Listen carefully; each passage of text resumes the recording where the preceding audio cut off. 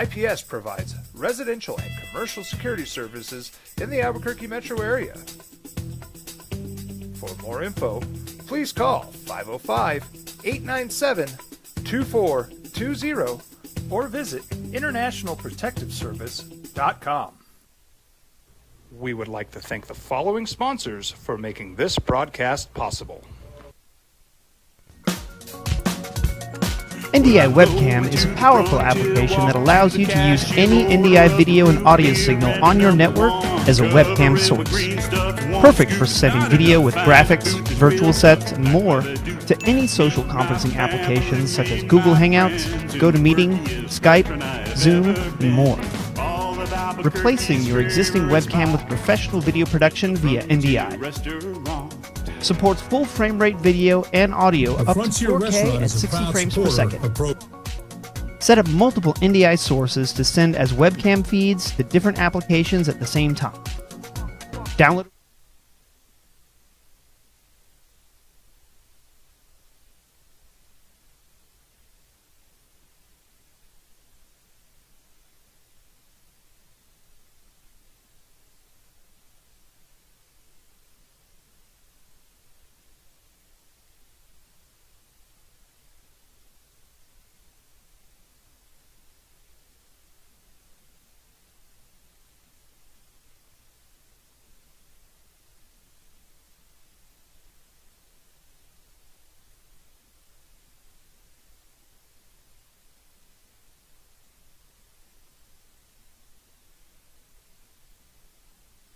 Networks. High school sports are back. You can watch every ProView Network broadcast online on the NFHS network. Every moment from every game from every sport, including all NMAA state championship games. Get your monthly pass now. Just go to ProViewNetworks.com, click on the NFHS logo, and sign up today. Watch Mexico's best.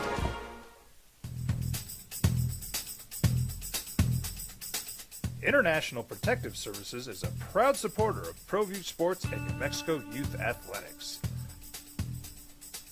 IPS provides residential and commercial security services in the Albuquerque metro area. For more info, please call 505-897-2420 or visit internationalprotectiveservice.com. We would like to thank the following sponsors for making this broadcast possible. I'm a Blaze King customer, and I have been for the last 10 years. Blaze King stoves are very efficient, they're easy to maintain, and they use a lot less wood than you would typically use with a fireplace. Blaze King, that's a fire. The heat is on when it's a Blaze King wood stove, controlling heat up to 40 hours on a single load of wood with a built-in thermostat. See for yourself at either Blaze King showroom, Albuquerque and Santa Fe. Blaze King, and now that's a fire. We've been trained, conditioned, and rewarded for doing more. But people weren't designed for all that doing.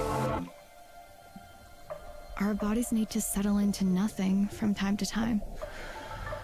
Into nothing at all. In a world obsessed with doing more, we invite you to undo.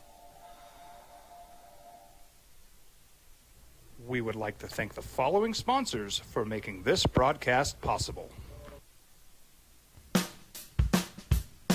Well, I'm going to the frontier, walk up to the cashier, order up a root beer and a number one. Cover it with green stuff, one scoop is not enough. Find a booth is real tough, back by the Duke. Meet my family, meet my friends in the quirkiest restaurant I have ever been. All of Albuquerque's favorite spot, it's the Frontier Restaurant. The Frontier Restaurant is a proud supporter of ProView Networks.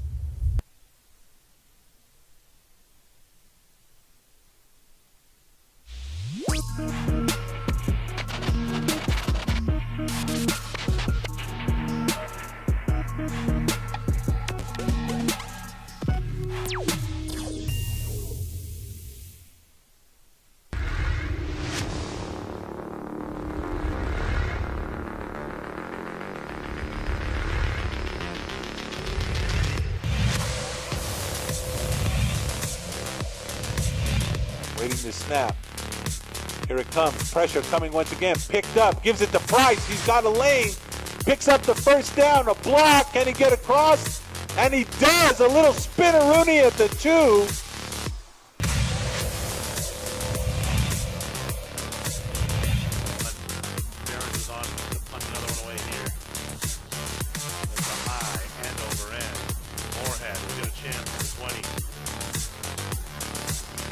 Out on the block in the back. It's going to erase a beautiful return from Moorhead, who's still on his feet.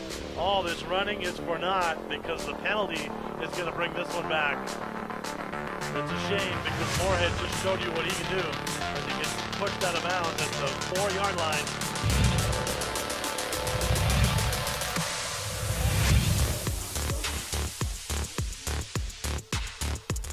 It is a night game at Academy, but they got the roll-in portable light. So it's quarterback keeper Montoya. And he's in. Touchdown Huskies. So Hope immediately.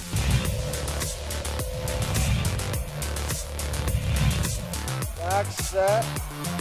No one there to catch it at their apex. It'll be Ashley in the middle.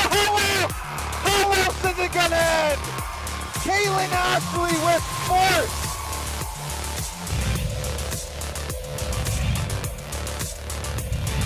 Shotgun.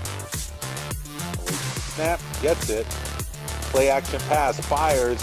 Breaking one tackle free. Nice move. There's a block. And this is going to go to the house. Touchdown time for Aiden Erickson.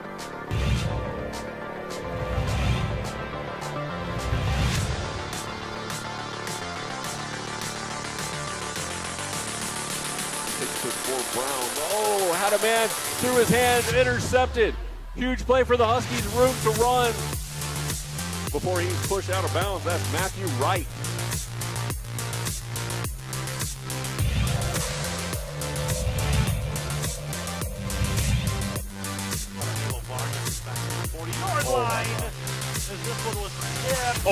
No. It's a loose ball, no signal yet. Last time just one play to get him in first and goal. Going deep again, has a man. Touchdown, Cougars! Dropped it in the bucket to Jeremiah Gutierrez.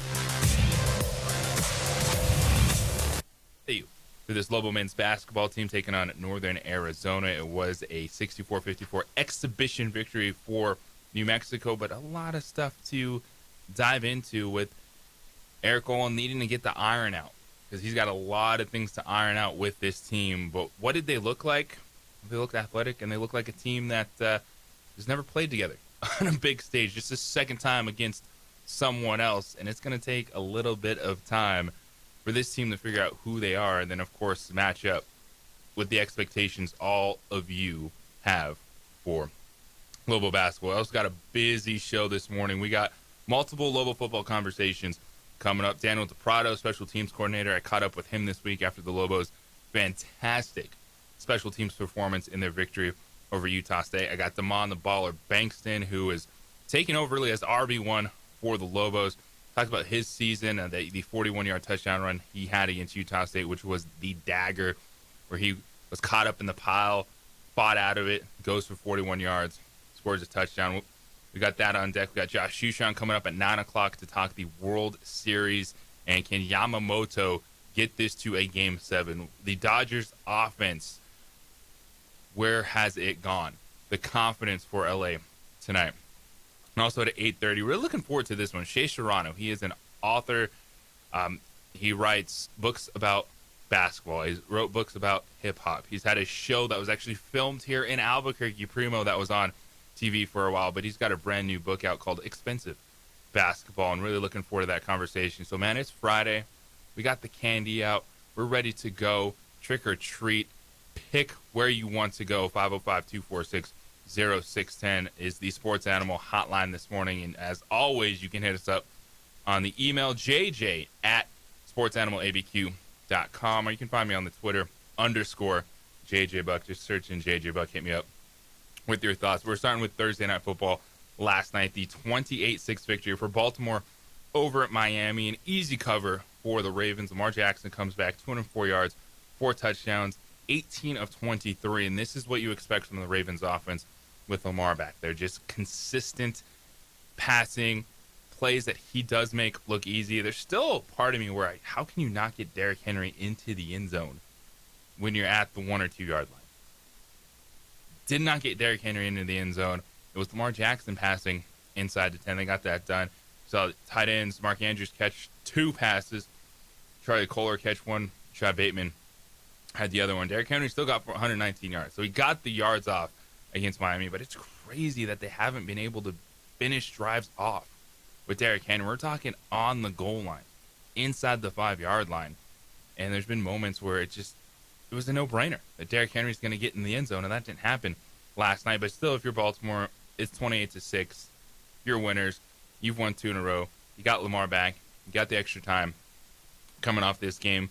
And you got Minnesota on deck. And you have to be confident if you're Baltimore because it's the J.J. McCarthy experiment 2.0. J.J. McCarthy back in the lineup. We'll see him get his 3rd start of this season. Minnesota at Detroit. Vikings 8.5-point underdogs.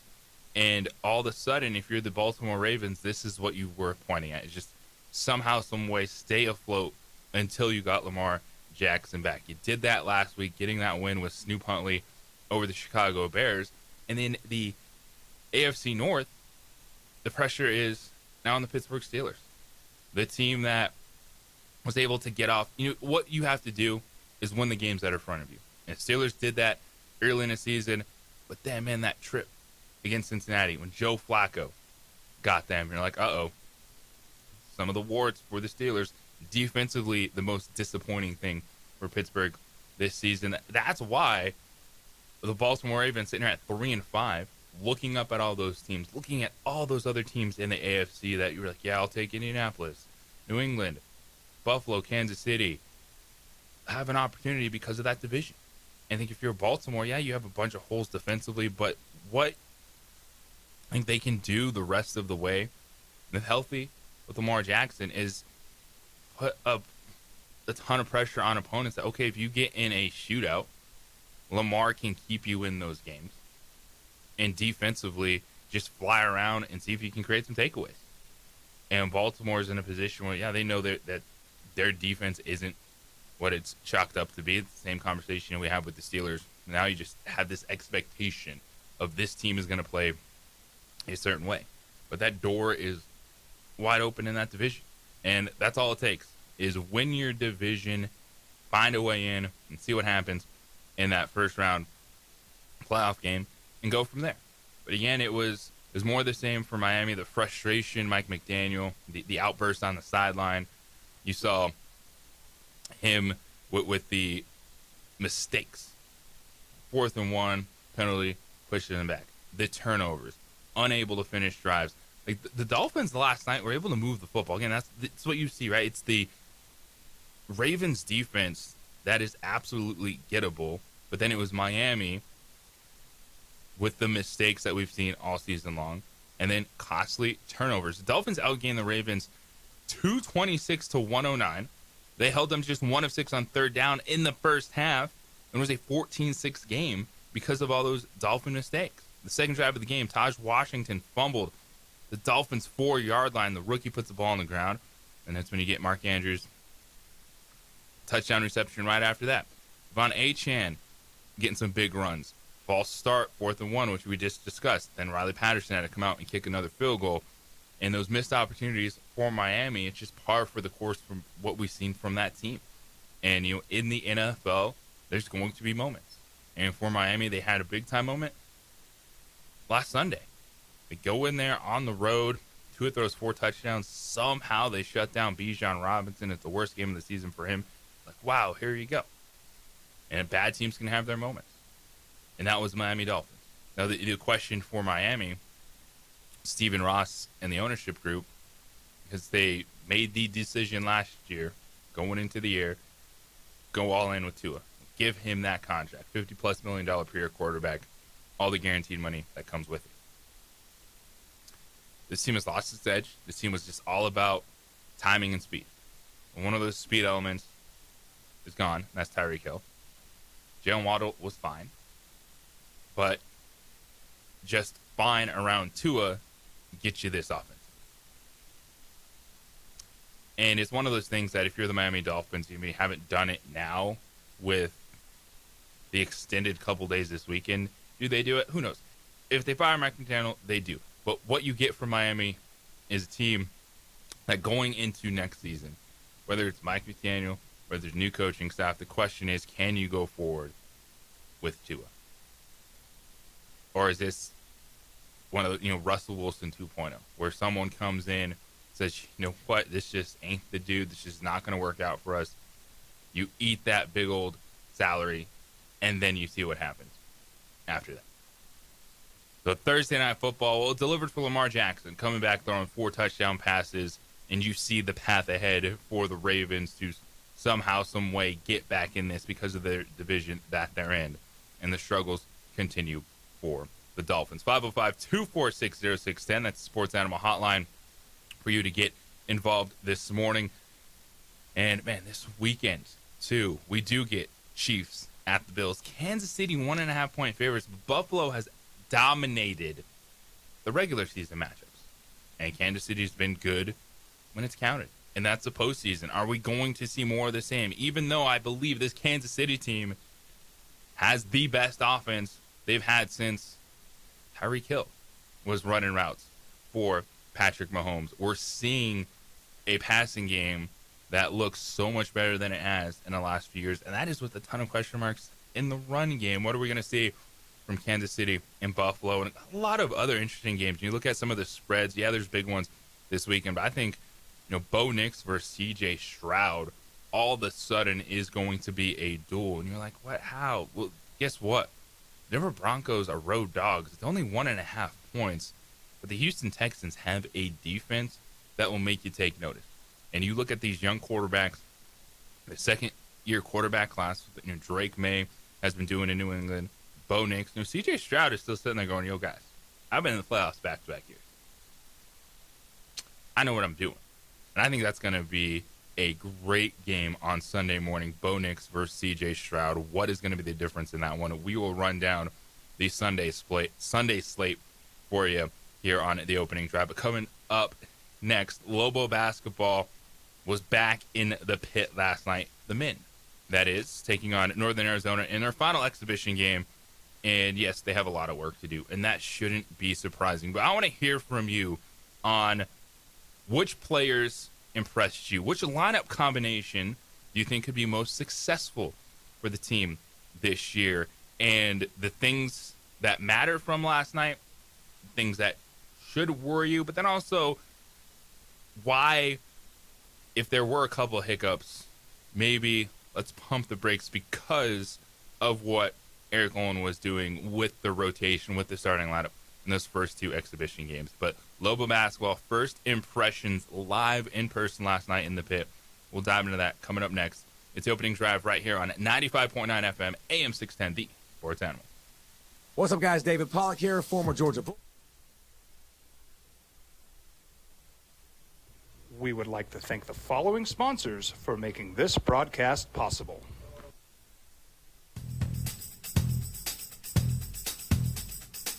International Protective Services is a proud supporter of ProView Sports and New Mexico Youth Athletics. IPS provides residential and commercial security services in the Albuquerque metro area.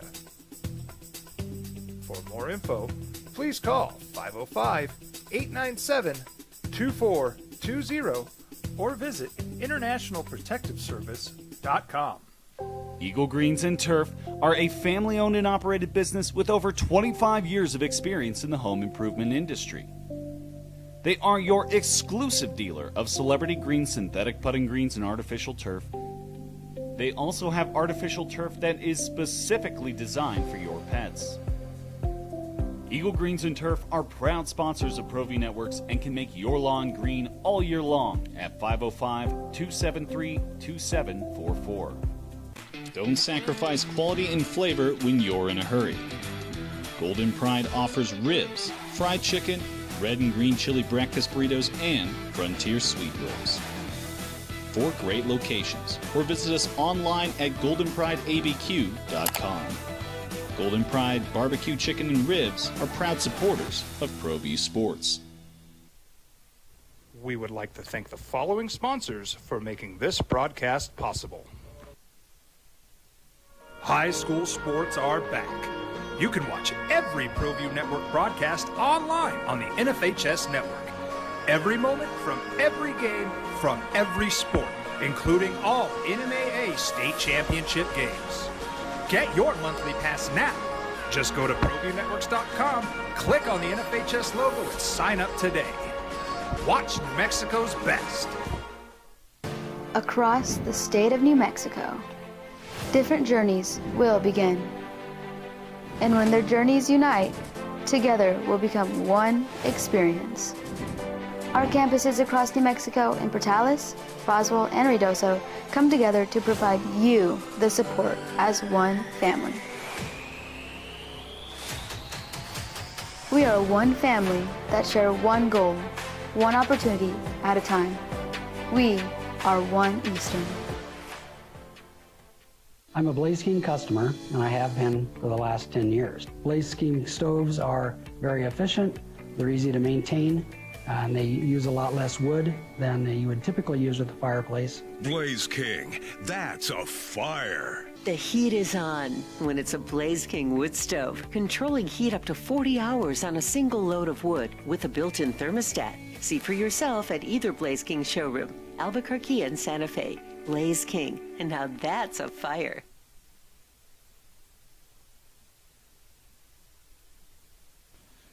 TurboThreads is a proud sponsor of ProView Networks. Almost 30 years of experience means fast service, great prices, and a wide selection of apparel from t-shirts to performance sport shirts, even jackets and hats. They feature low minimums and no setup charges on most orders. TurboThreads is located at 1503 Golf Course Road in Rio Rancho, or find them on Facebook, online at turbothreads.com, or call 999-1234 for TurboThreads. We would like to thank the following sponsors for making this broadcast possible. Burrito Express is proud to announce that we are the official burrito spot of ProView Networks. Since 1982, with 6 locations serving Albuquerque, Rio Rancho, and Roswell, the question is, red or green? Let's go to the burrito. Visit letsgototheburrito.com and order now. From the Sandia foothills to the banks of the Rio Grande, generations of families remain. For 5 generations, Galasha. 54-54, the final last night. Lobos exhibition victory in the pit over Northern Arizona. The first live look at this team together coming off the Washington State exhibition. New Mexico was 17 of 47 from the floor, 10 of 32 from 3. Sluggish at times. You know what they look like? They look like a team that had a bunch of new players that haven't played a lot of basketball together.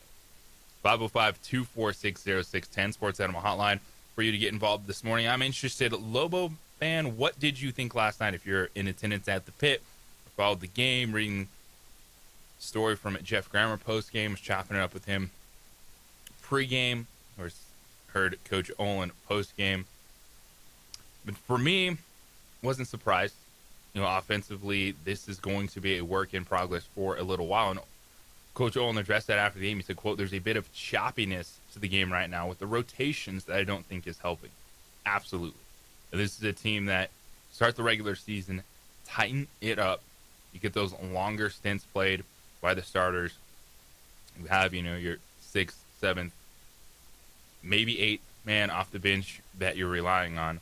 And I think you'll see that the offense will be a little bit better.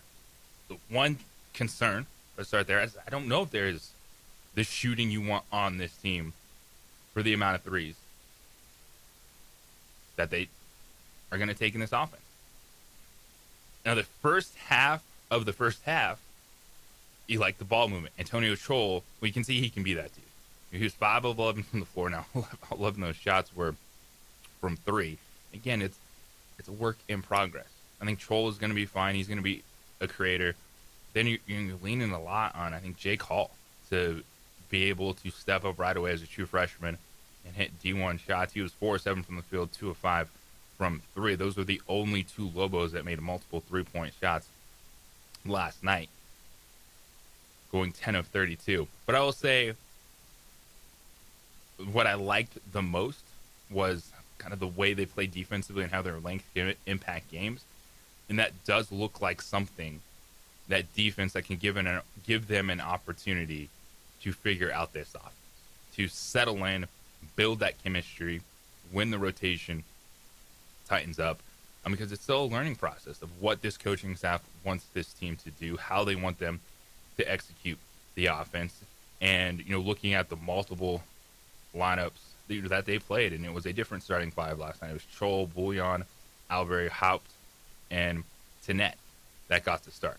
And we saw Javis Miller, Chris Howell, Jake Hall, JT Rock, Kevin Patton Jr., and Vincentich off the bench.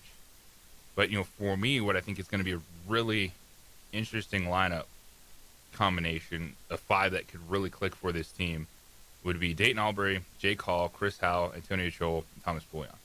Because, Chris Howell, you see it. There's a steadiness to his game. I liked when he came in off the bench. He created open baskets. There was a nice backdoor cut for Jake Hall. He set up one of his teammates for 3. I think Chris Howell is going to be a really steadying presence. I know Albury is the all-conference guy, point guard that's going to get up and down. Hopefully can be a creator for this team. But I really liked what how kind of things settled down a little bit. Chris Howell on the floor, understands the offense, really good passer. I was impressed with him. So that's a lineup that really intrigues me if we see them 5 on the floor this season. So 505-246-0610. Go to the phones. Chad, you're on the opening drive.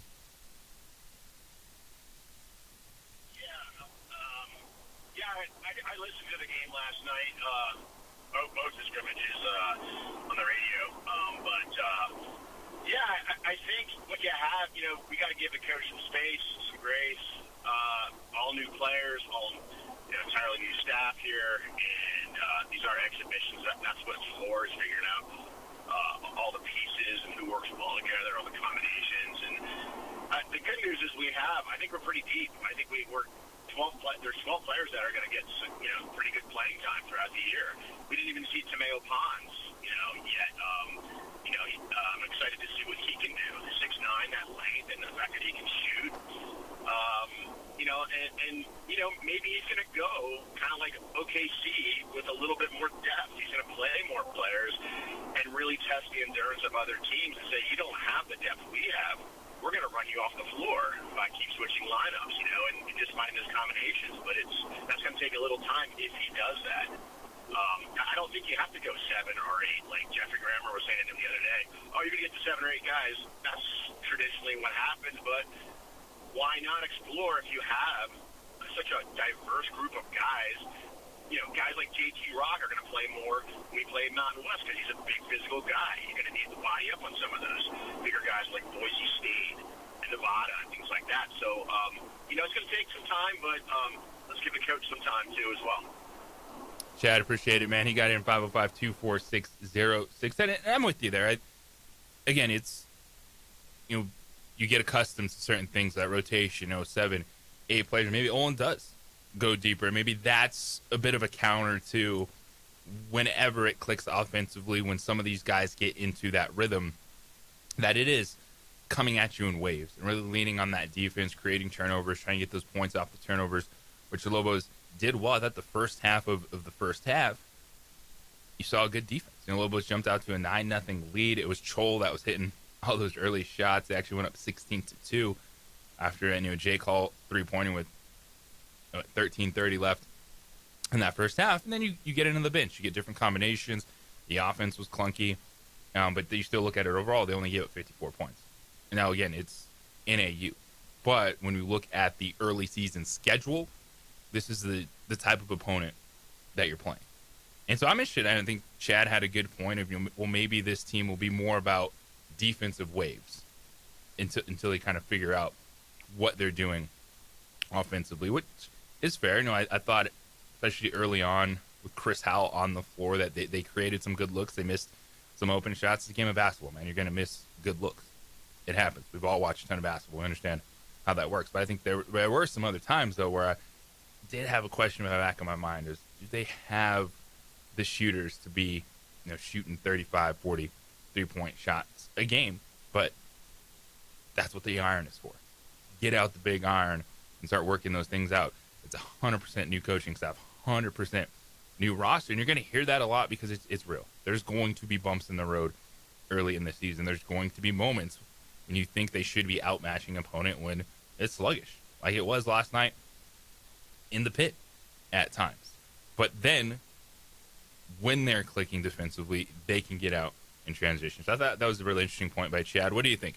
First look in person, Lobo basketball last night. Following the game, watching the game, however you took it in last night. We'll take your calls, 505-246-0610. We come back on the other side, though. I want to jump into that early season schedule and really look at those first 3 games before the big one, and that big one on the road at New Mexico State. And what the Lobos will need to do in those first 3 to build confidence, iron out this rotation. Again, I say it all the time. And when it comes to preseason polls, and this is exactly that now, it's let's let our eyes tell us the story. Let's let our eyes kind of build the expectations for this team instead of setting a bar for something that we just have no idea what Lobo men's basketball is going to be this season. So we'll dive into that. Coming up next, the opening drive here on 95.9 FM, AM 610, the Sports Animal. Fall is the best. We would like to thank the following sponsors for making this broadcast possible. We've been trained, conditioned, and rewarded for doing more. But people weren't designed for all that doing. Our bodies need to settle into nothing from time to time. Into nothing at all. In a world obsessed with doing more, we invite you to undo.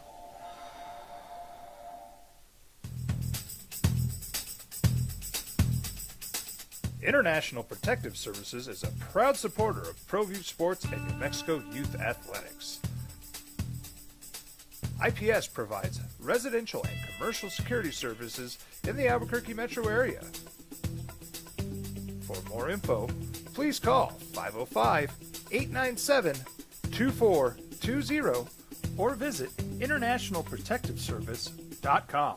I'm a Blaze King customer, and I have been for the last 10 years. Blaze King stoves are very efficient, they're easy to maintain, and they use a lot less wood than you would typically use with a fireplace. Blaze King, that's a fire. The heat is on when it's a Blaze King wood stove, controlling heat up to 40 hours on a single load of wood with a built-in thermostat. See for yourself at either Blaze King showroom, Albuquerque and Santa Fe. Blaze King, and now that's a fire. We've been trained, conditioned, and rewarded for doing more.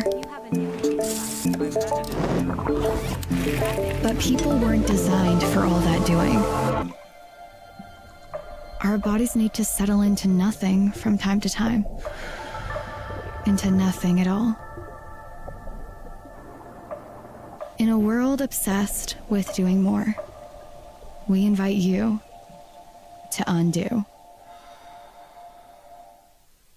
Across the state of New Mexico, different journeys will begin. And when their journeys unite, together will become one experience. Our campuses across New Mexico in Portales, Roswell, and Ruidoso come together to provide you the support as one family.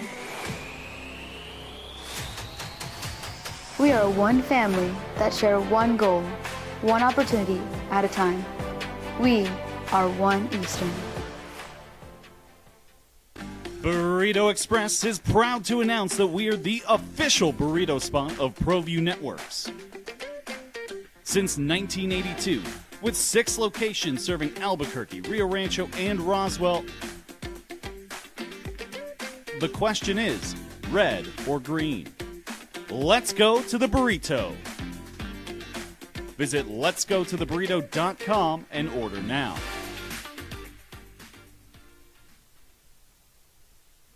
We would like to thank the following sponsors for making this broadcast possible. Well, I'm going to the frontier, walking to the cashier, order up a root beer and a number one. Cover it with green stuff, one scoop is not enough. Find a booth is real tough, back by the Duke. Meet my family, meet my friends in the quirkiest restaurant I have ever been. All of Albuquerque's favorite spot, it's the Frontier Restaurant. The Frontier Restaurant is a proud supporter of ProView Networks. Eagle Greens and Turf are a family-owned and operated business with over 25 years of experience in the home improvement industry. They are your exclusive dealer of celebrity green, synthetic putting greens, and artificial turf. They also have artificial turf that is specifically designed for your pets. Eagle Greens and Turf are proud sponsors of ProView Networks and can make your lawn green all year long at 505-273-2744. From the Sandia foothills to the banks of the Rio Grande, generations of families remain. For 5 generations, Gallus Chevrolet has handed down values written in stone, leading the way under sun-filled skies, past the vintage glow of Route 66. Built by generations past, built for generations to come. This is New Mexico. This is Gallus. High school sports are back. You can watch every ProView Network broadcast online on the NFHS network. Every moment from every game from every sport, including all NMAA state championship games. Get your monthly pass now. Just go to ProViewNetworks.com, click on the NFHS logo, and sign up today. Watch New Mexico's best. Don't sacrifice quality and flavor when you're in a hurry.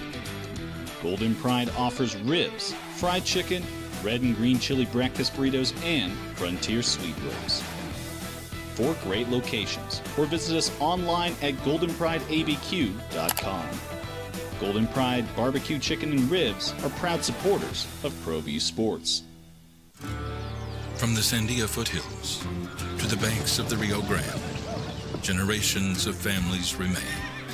For 5 generations, Gallus Chevrolet has handed down values written in stone, leading the way under sun-filled skies, past the vintage glow of Route 66. Built by generations past, built for generations to come. This is New Mexico.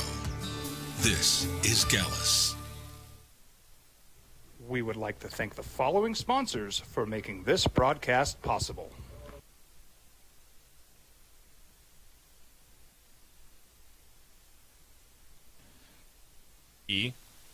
Similar to what we saw last night in a game that even if you're struggling, there's then an opportunity to lean into your athleticism, your ability at home to control the game defensively and give yourself opportunities. Now, NAU was game last night. Now, those dudes getting ready for their season as well. They're actually +7 on the boards. They were +11 in field goal attempts, so they were getting shots up themselves. They were just 6 of 24 from 3. But for New Mexico, it's seeing the little things and then watching as it progresses. And for me, I think that this team will be able to get good shots. Tomislav Bullion was 2 of 7, getting him in the post. I think there's definitely going to be an opportunity to play a little bit inside out, which might be a little bit different than what we've seen in the past from Eric Owen. He has a player like Bullion that can kind of command some of that attention in the post, that can get the ball on the block and play inside out. I'm really interested to see just Antonio Chol, how he attacks. What does he want to do? Yesterday it was just the 3-point shooting. He took 11 shots, all 11 of them 11 were from 3. He was 5'11", got to the foul line 6 times. He's going to be a tough person to guard. He is just so long. He can handle it fine, get up and down the floor. So he's going to be the catalyst offensively, kind of the guy like, what are we going to do? We need a bucket. Fine, Chol. Chris Howell really did impress me, though. Lived up to the billing. The veteran coming over, been there, done that. With Eric Olin, I thought when he got on the floor, it's just steady. Chris Howell had 8 points, 2 rebounds, led the team with 5 assists. I know everyone was focused on Dayton Albury, and he's going to be a good player. We've seen him be a good player in the Mountain West Conference. But I think Chris Howell is going to be a really important piece to this team, especially early in this season. Just a steady playmaker for the Lobos. It's kind of Albury, still figuring out his role in this. Is it going to be attacker scorer first, or is he going to be, hey, maybe I'm going to set it up and then get mine out? Albury last night, 0-5 from the field, was 6 of 8 at the free throw line, but you saw that, some of that transition basketball, getting inside, almost at 29 free throw attempts. So that's another thing there, is when you have that length, defensively getting in transition, getting to the foul line early in the season, and against East Texas A&M, UT Arlington, UC Riverside, probably know what those games are going to look like. Lean on that defense. We'll see if it is coming at you in waves rotation, if things tighten up, to get inside and get to the foul line, and then see how the shooting comes along. And to me, I think that's how the first 3 games of the season are going to play out. And then you get a chance to go on the road. You go down to Las Cruces Saturday, November 15th, and a 7 p.m. tip-off. That is going to be a fun day overall. Lobo football plays Colorado State 1 o'clock at University Stadium. So you get to enjoy all that. It's a busy basketball weekend, too. The Lobo women are at New Mexico State that Sunday. So, man, what a weekend that's going to be. Very busy for Lobo fan, but that's the time of year. You love it. You're invested in all this. And throughout the morning, get your thoughts. 505-246-0610, the Sports Animal hotline and text line on the Lobos. And what lineups are you looking forward to? Do you think it's going to be a team that comes at you in waves and might be more defensive than we were anticipating this season, while they get their legs under them when it comes to the offense, figuring out the shooters, figuring out the creators? But it's always nice to see a team in person. You see those little things that players are able to do. You can pick out traits if you're just finally getting a chance to see players in person. And I think there's good traits on this team. There is a lot of experience and some exciting young players. And to me, that is what I think is going to allow the Lobos to stay in games through the growing pains early in the season, is the amount of experience on this team. You just look at, just upperclassmen, Bullion, just the professional. He came over to play college basketball, but Joel, Hout, Chris Howell, Albury, like, these dudes have played plenty of basketball, and that's going to help them early in the season. So Lobos 64 in AU, 54 last night in the exhibition game. But just, questions you're thinking about. 3-point shooting, is there enough there? Creating offense, what is it going to look like for New Mexico? Defensively, I think you have to be satisfied with the length and knowing kind of Eric Olin's resume of things that he's done to get to this point in his career, to take the step, get the job at the University of Mexico, coming over from San Diego, where he took that team in the NCAA tournament last year and put a scare into Michigan. And once that team got rolling and how they're able to defend and kind of the challenging defense it was, well, you pair that with the athletes he has available this year at UNM, those are things to look forward to. And we'll let our eyes tell us the story over those first 3 games before that road trip to New Mexico State. We come back on the other side. So Thursday night football, Ravens were victorious. What about that big game Sunday afternoon? Well, the Ravens are just hoping to be division champs. We're talking about AFC Championship preview. Kansas City at Buffalo. It's just more of the same, where Buffalo's just going to do its thing, look awesome in the regular season against Kansas City. But we know that postseason matchup looms, and it's been all Patrick Mahomes in the postseason versus the Buffalo Bills. We'll hit that coming up next. It is the opening drive here on 95.9 FM, AM 610, the Sports Animal. This report is sponsored. We would like to thank the following sponsors for making this broadcast possible.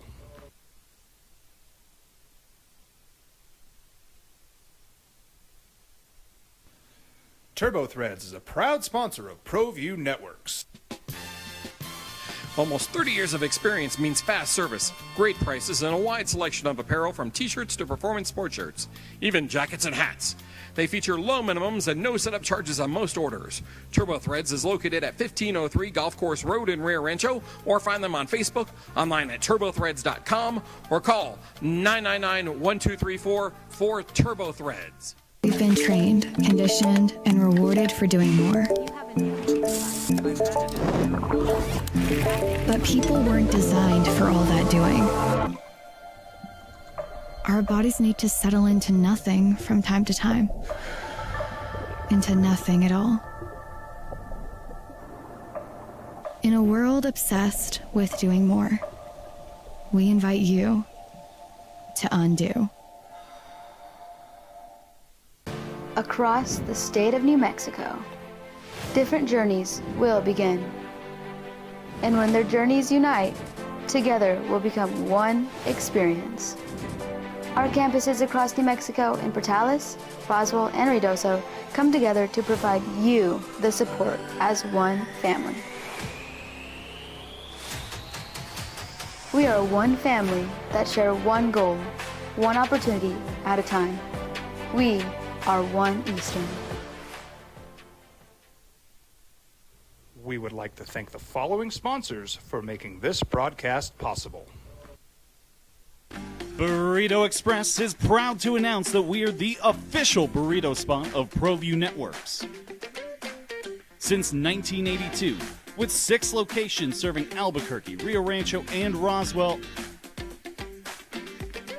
the question is, red or green? Let's go to the burrito. Visit letsgototheburrito.com and order now. I'm a Blaze King customer, and I have been for the last 10 years. Blaze King stoves are very efficient, they're easy to maintain, and they use a lot less wood than you would typically use with a fireplace. Blaze King, that's a fire. The heat is on when it's a Blaze King wood stove, controlling heat up to 40 hours on a single load of wood with a built-in thermostat. See for yourself at either Blaze King showroom, Albuquerque and Santa Fe. Blaze King, and now that's a fire. Eagle Greens and Turf are a family-owned and operated business with over 25 years of experience in the home improvement industry. They are your exclusive dealer of celebrity green, synthetic putting greens, and artificial turf. They also have artificial turf that is specifically designed for your pets. Eagle Greens and Turf are proud sponsors of ProView Networks and can make your lawn green all year long at 505-273-2744.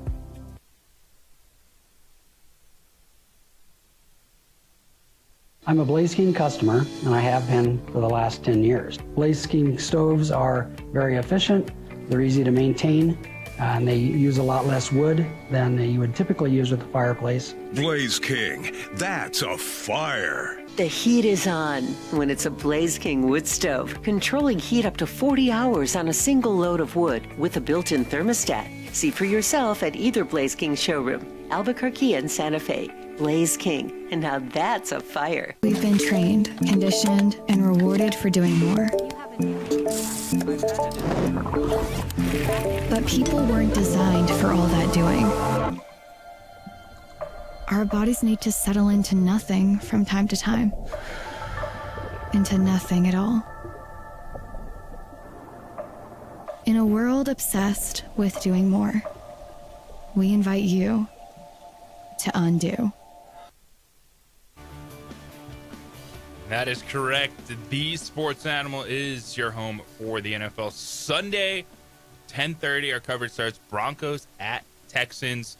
Afternoon game, Kansas City at Buffalo. Sunday Night Football, Seattle at Washington. Jaden Daniels back at quarterback for the Commanders. And over on KTBL 94.5, The Pit, Jacksonville at Las Vegas. Intrigued by that game just because of the turn of Brock Bowers.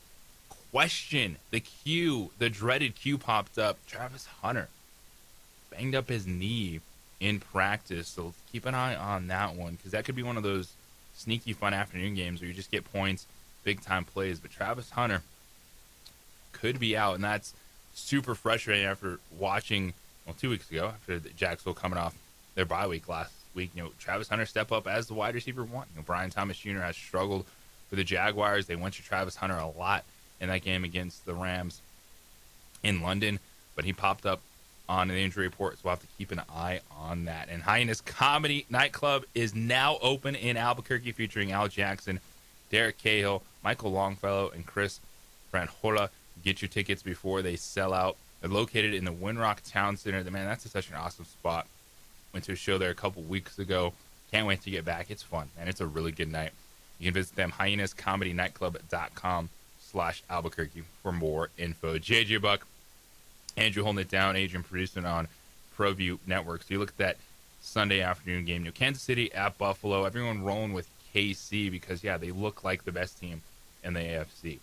Playing defense, the passing game is the best it's been since Tyreek Hill was running routes. Rashee Rice is back, and then everyone just settles into a better role.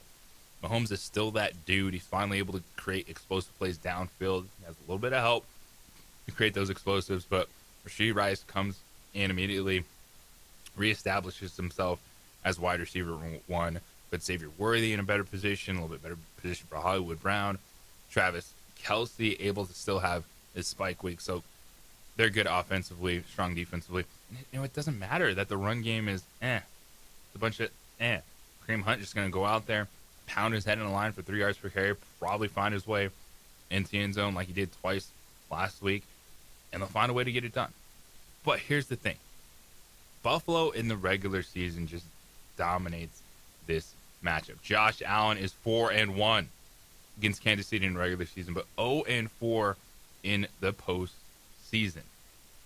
So is this one where it's going to be fun? It's Patrick Mahomes. It's Josh Allen. All eyes on this game. But it is one where, all right, show me in the playoffs. And I know one of the things that Jeff loves to talk about is that game, that got away.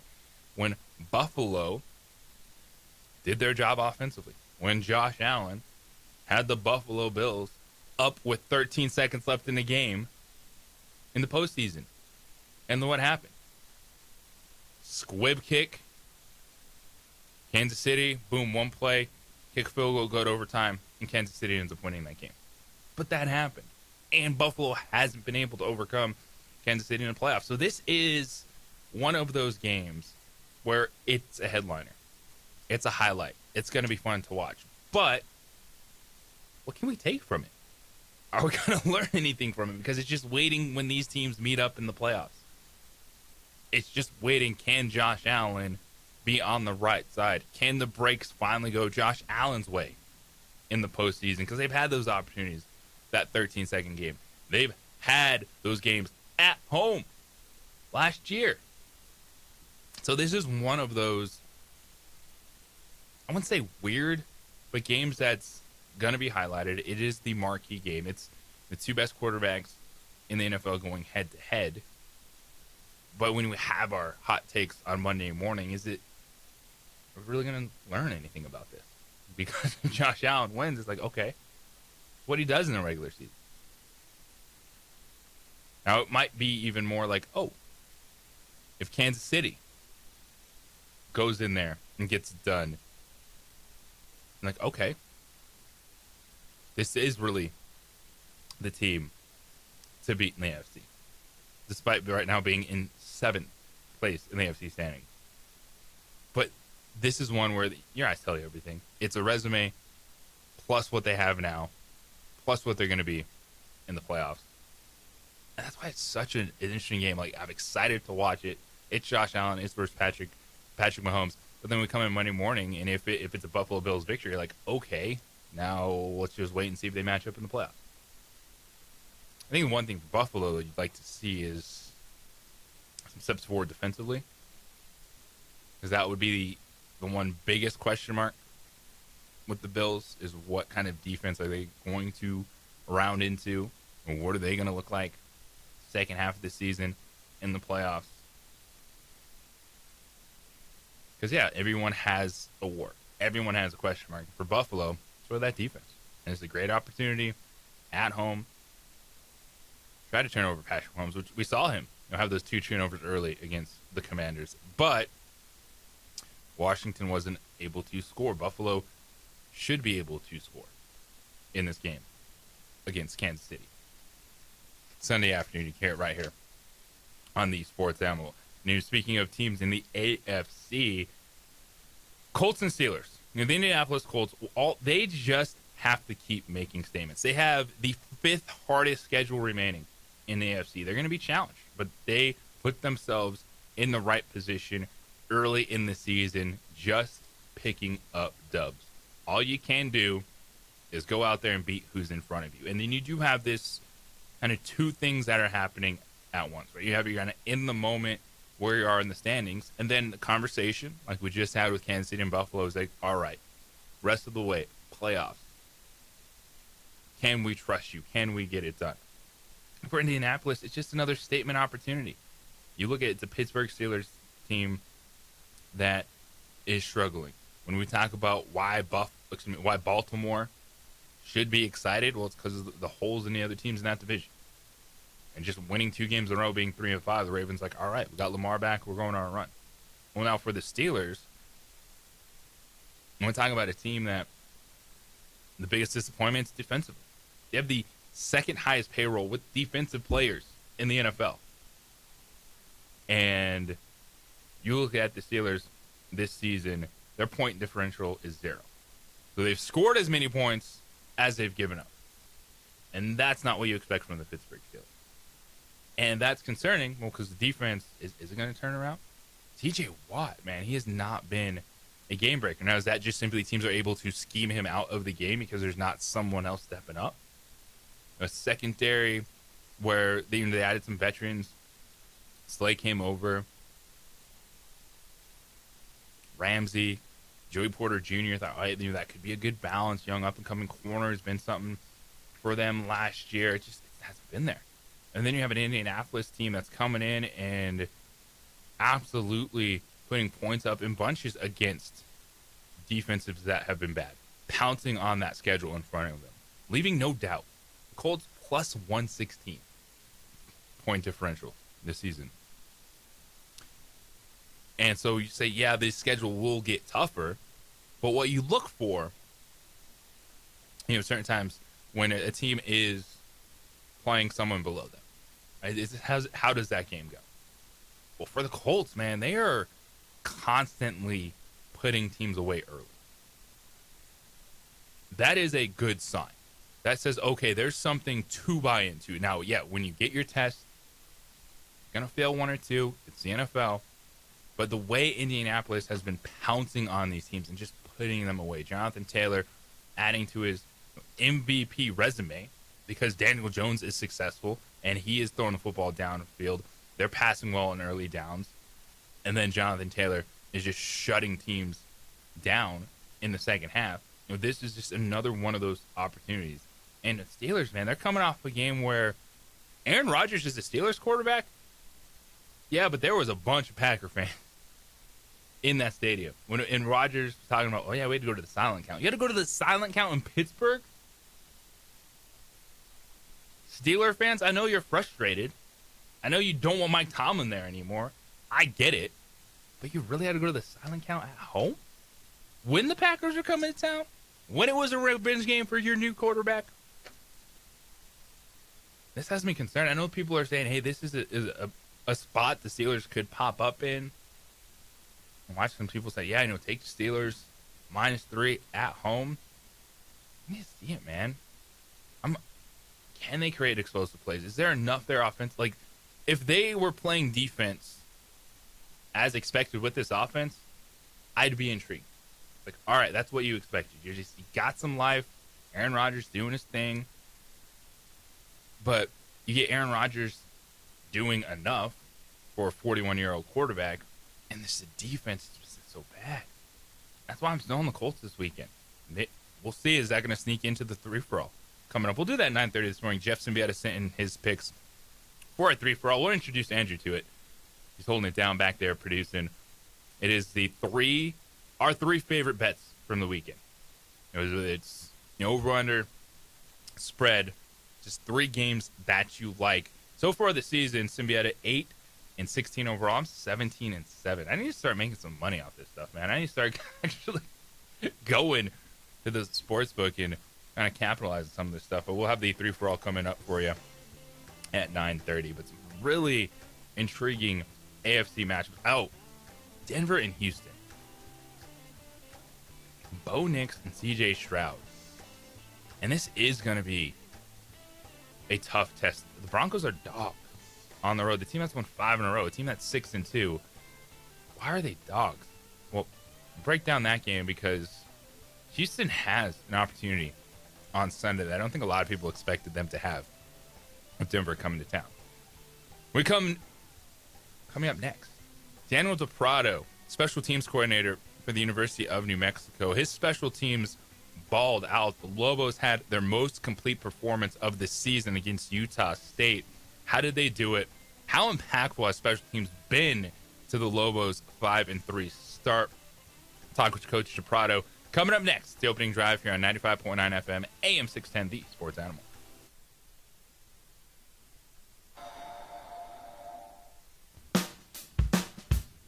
Well, I'm going to the frontier, walking to the cashier, order up a root beer and a number one. Cover it with green stuff, one scoop is not enough. Find a booth is real tough, back by the Duke. Meet my family, meet my friends in the quirkiest restaurant I have ever been. All of Albuquerque's favorite spot, it's the Frontier Restaurant. The Frontier Restaurant is a proud supporter of ProView Networks. We would like to thank the following sponsors for making this broadcast possible. From the Sandia foothills to the banks of the Rio Grande, generations of families remain. For 5 generations, Gallus Chevrolet has handed down values written in stone, leading the way under sun-filled skies, past the vintage glow of Route 66. Built by generations past, built for generations to come. This is New Mexico. This is Gallus.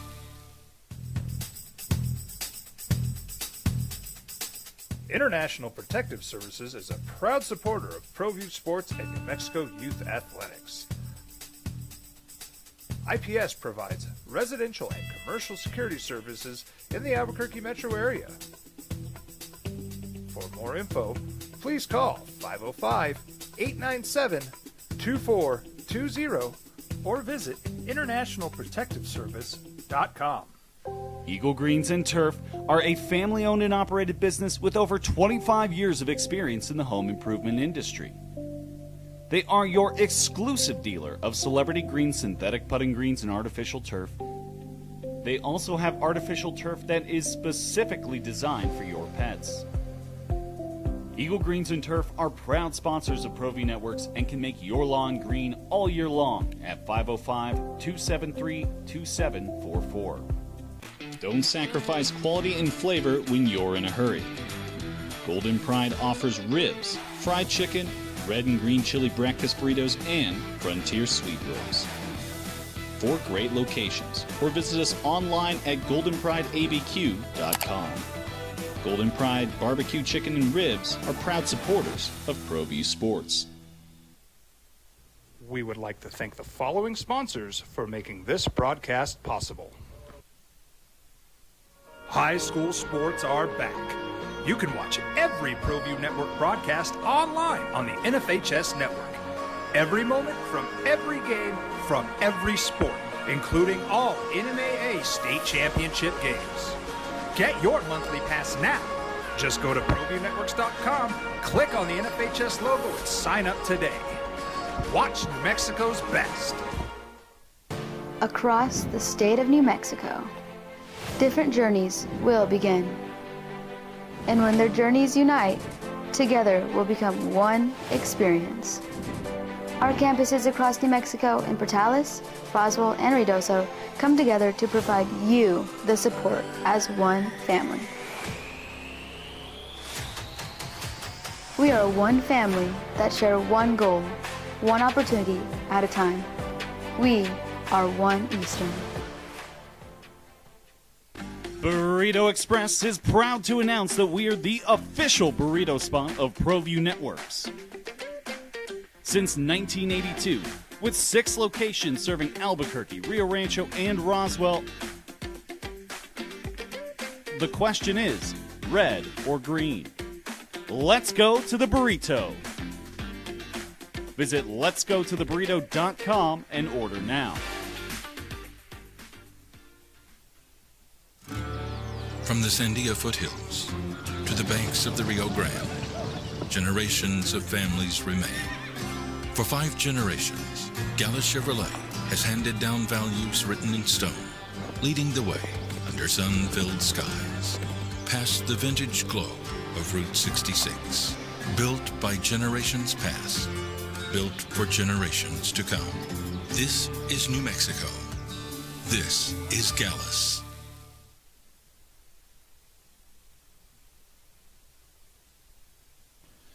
TurboThreads is a proud sponsor of ProView Networks. Almost 30 years of experience means fast service, great prices, and a wide selection of apparel from t-shirts to performance sport shirts, even jackets and hats. They feature low minimums and no setup charges on most orders.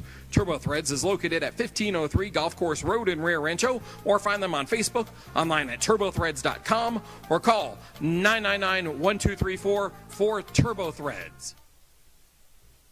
JJ Buck. Oh, trick or treat. What candy are you diving into tonight? We got to do the dad tax. It's on deck after we go trick or treating. I always pick through, get some of the good candy. There's plenty. Don't you worry, the kid will be overloaded with sugar. Yeah, so let my kid eat sugar all the time. Gotta be smart, get it, but you gotta have fun. Enjoy the night. Trick or treating on a Friday, that's awesome. And then wake up, have your candy hangover, and watch Lobo football. New Mexico at UNLV. What it do? Welcome into the opening drive here on 95.9 FM, AM 610, the Sports Animal. JJ Buck, got Andrew produced in this morning, Adrian on ProView. Appreciate y'all for being here, doing what you do, and thanks for tuning in this morning on your Friday morning commute, wherever you're going, dropping the kids off at school, going to work. Maybe you're just chilling on this day, and what a fun day it's been. We reacted and we'll continue to get your thoughts on Lobo men's basketball last night, their exhibition victory over NAU, and just, first impressions. What lineups do you like? What style of play is it going to be? What do you think Coach Owen does early in the season with this basketball team? Got more takes coming in on that as well on the text line, 505-246-0610. I know Lobo football, a win away from bowl eligibility. 5-3, coming off their most complete game of the season in their victory over Utah State. And I bounced through the coaching staff throughout the season. Love to have conversations with all the different position coaches, along with talking to players. And I talked to Daniel DePrado before the season. And what is really interesting about Coach DePrado is he is the special teams coordinator. A lot of teams don't, at the college level, outside of power conference teams, the coaching staffs that have the money to have 30, 40 people on the staff, don't have just a special teams coordinator. But Coach Eck has talked about that when he took this job, that was an important thing for him to have, is to be able to have just a special teams guy. And that's Coach DePrado, where he's working with the kickers and punters, the kick game, the return game, just constantly throughout practice and throughout the entire week. And it's paid off this season. You've seen some kick return touchdowns. Simon Bankston had one against Boise State. So a punt return touchdown last week. DJ McKinney takes it to the house. But the Lobos were able to get that punt return touchdown because of a punt. Daniel Hughes dropped a dime inside the 5. Lobos recovered it. Boom, Utah State on their own 4-yard line. Lobos pushed them back, forced a 3 and out, punt from the end zone, and there you go. The special teams set that up. And Coach DePrado has been a big part of that. He has some really good playmakers, but they've also struggled on special teams. They've had 3 muff punts this season. And so just this last week, before the Utah State game, they were working in brand new punt returners midway through the season. And it was DJ McKinney that stepped up. It was Daniel Hughes with the big game. And this is Coach DePrado on Lobo's most complete game of the season. We're running it back. Lobo special teams coordinator Daniel DePrado last week, where does that rank in just all three phases that you've seen? Yeah, that was at the tip top right there. I just felt like as a team, everybody fed off each other and just played incredibly complimentary football. And as a coach, obviously that makes you proud because the whole team's playing very well. So that would rank at the tip top. That was a fun game to be a part of. Now that fourth quarter, it's a tight second half. You know, they have a couple big plays, score a touchdown. You guys are backed up at your own 34-yard line. You call that fake punt. Just when it's called, the thought process and everything right there, knowing, all right, this is the moment to execute. Yeah, and I'll stop you right there. That's Coach Eck's call, head ball coach. We had talked about it during the week, and he's great. He's great at being involved and understanding scenarios. He does an elite job of studying scenario football all throughout the week and the off season. And we discussed it early in the week, and he said, "Hey, what do you think it'll look like if we were to run that in these scenarios?" And I said, "I think it'd be day one-on-one in space. I think they'll have a guy there." And he said, "Man, I like day in space one-on-one." I said, "I do too." So that was kind of the plan going into it, and there was zero hesitation on his part, and we rolled. Take me just through the design of a play like that and how much you have to work on it to maybe even only run it once in a season. Yeah, I think it takes a lot of reps to get that down, but I think we got a really good snapper. I think we snapping the ball to Jax. Obviously, he's a great football player, and Day-Day's great with the ball in his hand. So we've been able to practice that for a while, and obviously it hit at the right time, and the rest is history. So, no, those guys did an excellent job, and it's fun as a coach when you can just watch your players make plays. And Coach Eck and I didn't do anything on that play. Those guys went out there and made a play, and that's what's fun about this great game. That's what it's all about. And I saw you guys last week, working through some punt returners, and it was DJ McKinney that ultimately got the call. What was it like seeing him step up, but then also the fact that it was a punt that was down inside the 5 that ultimately also set up that return for you guys? I think it goes right back to the complimentary football. DJ's a playmaker, and we had looked at him to be in at returner earlier in the season, and he had the shoulder. And it was one of those where he kind of went away because that's hard when you're back there, and he's got a bum shoulder. And obviously we got ourselves in a situation where we needed to get the returner situation rectified, and was able to go back there with him and spend some time. And he's an elite football player, and it just hit at the right time. And DJ did all the work. I mean, he just got underneath that, and there was 10 other guys out on the field that made some great blocks. And when we score on special teams, we go out to steak dinner. So we're going to be eating steak dinner again, so we're excited about that. Quite a bit of steak after last week. We're talking with Daniel DePrado, Lobo special teams coordinator. You look at Daniel Hughes. He had 2 punts down inside the 5-yard line, 3 inside the 20. What's it like to have a dude like that back there, and then how he's able to manipulate the football? Yeah, he's a weapon. And we had not had a pin punt rep in the first 8 games. Or, excuse me, the first 7 games. That was game 8. That was our first 2 reps of pin punt all season. And it's something we practice every time we have a punt period. So, again, I think just timing, and it worked out great. We had 2 pin punts. Both got pinned inside the 5. One turned into a 3-and-out punt return for a touchdown. The other one turned into a safety. And, again, complimentary football by all 3 phases worked out really well. And something I think might go overlooked by fans, too, is just kickoff. You had 6 kickoffs. Grant Glasgow put 6 into the end zone. How important is that? Yeah, huge. Just for wear and tear on your football team, too. And Grant's been battling through some injuries, and Charles stepped in, did a great job when Charles was in there. And Grant stepped up this game and did an excellent job in the areas we needed him there. But we've done a good job covering kicks, but when you can take the wear and tear off of your team, that's a physical play. Very proud of him and his effort this weekend as well. Well, there's always another opportunity in the season. How do you guys take this confidence on the road against a good UNLV team? Yeah, it's the next play. Give them a lot of credit. They've done a great job all season, but you build to get better the next week. So we saw what we can accomplish in all 3 phases, and we got to do it again. And you got to string it together as a team every single day, every single play.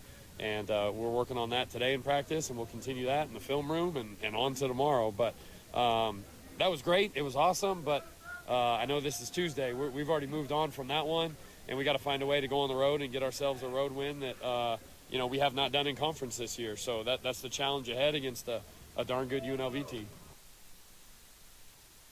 Daniel DePrado, special teams coordinator for the University of New Mexico. And the Lobos special teams was huge last week, and he continued to be huge, especially Daniel Hughes who it's good if he doesn't get a lot of opportunities because Lobos are moving the football. Especially look at that Nevada game where they didn't have to put Hughes on the field. But when you do, he's got a big leg. He's got multiple styles. And the Lobos got a punt return touchdown because of Daniel Hughes. The Lobos got a safety because of Daniel Hughes. Down in the ball inside the 5-yard line. We also saw, the Boise State game, the kickoff return touchdown from Damon Bankson, who, by the way, will join us at 9:30 this morning. The RB1, the do-it-all back for the Lobos. And, all three phases. We talk about it all the time. If you listen to our pregame show or anytime I got the quarterback Ned James on, we're always talking special teams because it's the hidden yardage, and there's three phases to the game. And I thought it was interesting, too, when I asked him about just kickoffs, right? Probably you just assume in the game, that there's touchbacks. And we saw the NFL change what they do with kickoffs because they were tired of the touchbacks. And I wonder if that's something that will ever trickle down to college football. We see more returns, not necessarily the booming kickoffs, but you got altitude, you got guys with big legs, and to kick it out of bounds 6 times, it's not just, the field position, all right, 1st and 10 at 25, but I thought it was intriguing listening to Coach Pryor talk about just the wear and tear. Just a few less hits on a play that has a ton of big collisions, kickoff returns.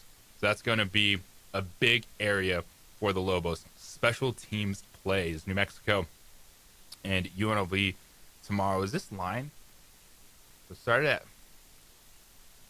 opened at 5.5, kind of sitting at 4.5 in that area, dropping down a little bit more than that in some other places as well. But what is the difference going to be for the Lobos against UNLV? We'll dive into that matchup coming up on the other side. New Mexico is a win away from bowl eligibility, but UNLV, Dan Mullen, they're 6-1. And yeah, they play a lot of close games. They give up some points, but you know what they do? They find ways to win football games. We'll hit that next. The opening drive here on 95.9 FM, AM 610, the Sports Animal. This report is sponsored by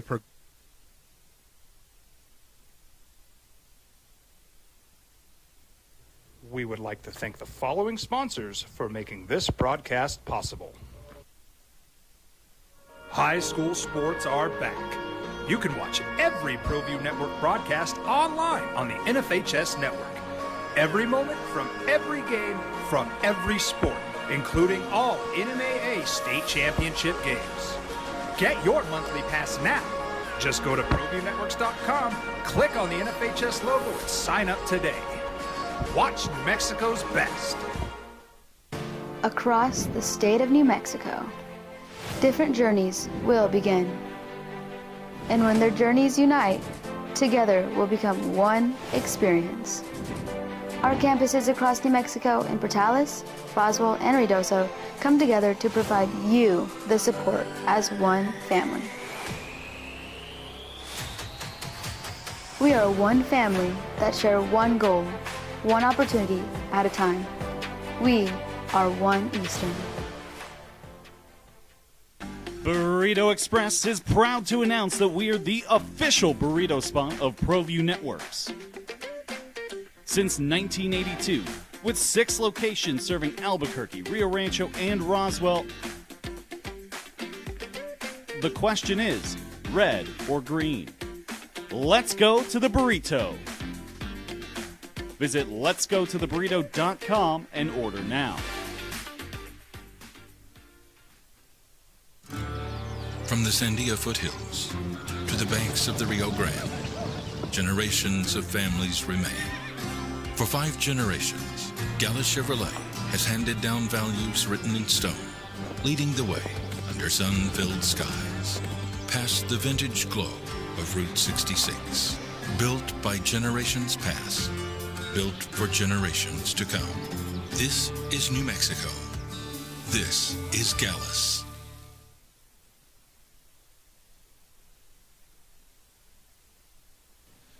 TurboThreads is a proud sponsor of ProView Networks.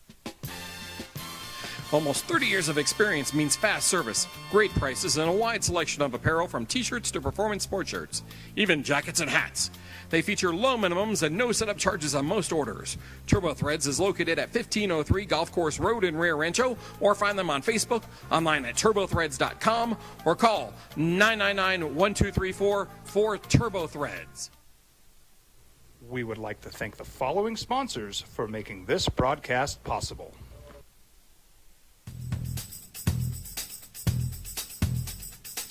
International Protective Services is a proud supporter of ProView Sports and New Mexico Youth Athletics.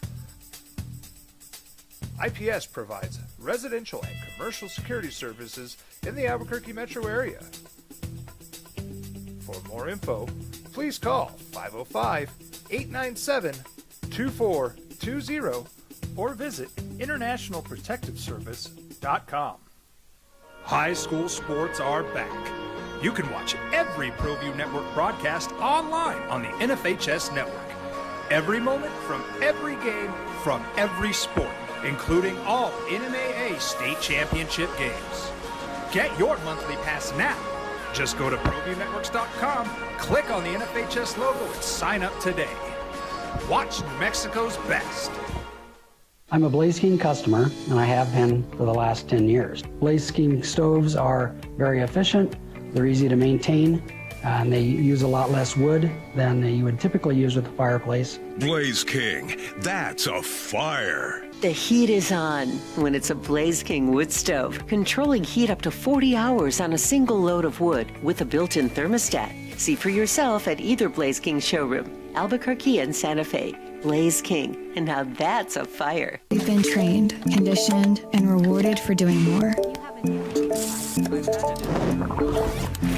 But people weren't designed for all that doing. Our bodies need to settle into nothing from time to time. Into nothing at all. In a world obsessed with doing more, we invite you to undo.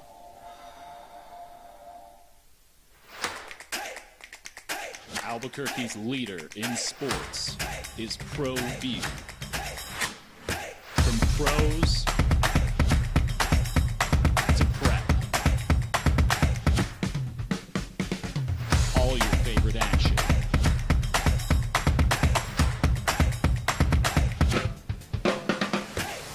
All your favorite talk shows.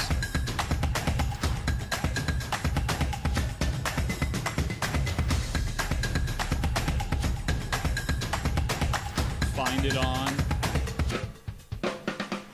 ProView Networks. And receiving tight end. You saw the receiving skills, man. Dude had a 40-yard touchdown.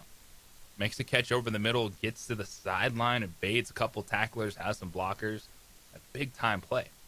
And then even Simon Mappa, who is just a straight blocking tight end that comes in, and that's on top of when the Lobos use a 6 offensive lineman.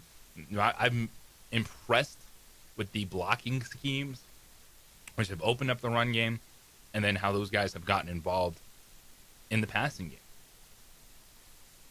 And that's what UNM needs to do. You know, they're going to play heavy despite being a team that plays out of the shotgun. Damon Bankston and G.J. McKinney have outplayed Scottrey Humphrey. But, you know, you still have Scottrey there for some short yardage work. But Bankston and McKinney have provided explosiveness in this offense. And Damon Bankston also has 200 yards receiving on the season. You know, DJ McKinney now adding that special teams work in the punt return game. Like the Lobos have honed in on who their playmakers are, and they're able to consistently get them the football. You know, that's just smart offense. You know, but against UNLV, you know, the challenge will be patient. And I think Jack Lane, you question him at time this season. Yeah, I understand that. His mindset is right. He is a fantastic leader. You know, doing a little scrum with him, you know, on Tuesday, one of the things that really impressed me is he is just one of those dudes. It's kind of like Jalen Hurts, right? Where he doesn't care. If he needs to just turn around and hand it off 25 times, he does. If he's asked to pass it a little bit more, he will do that.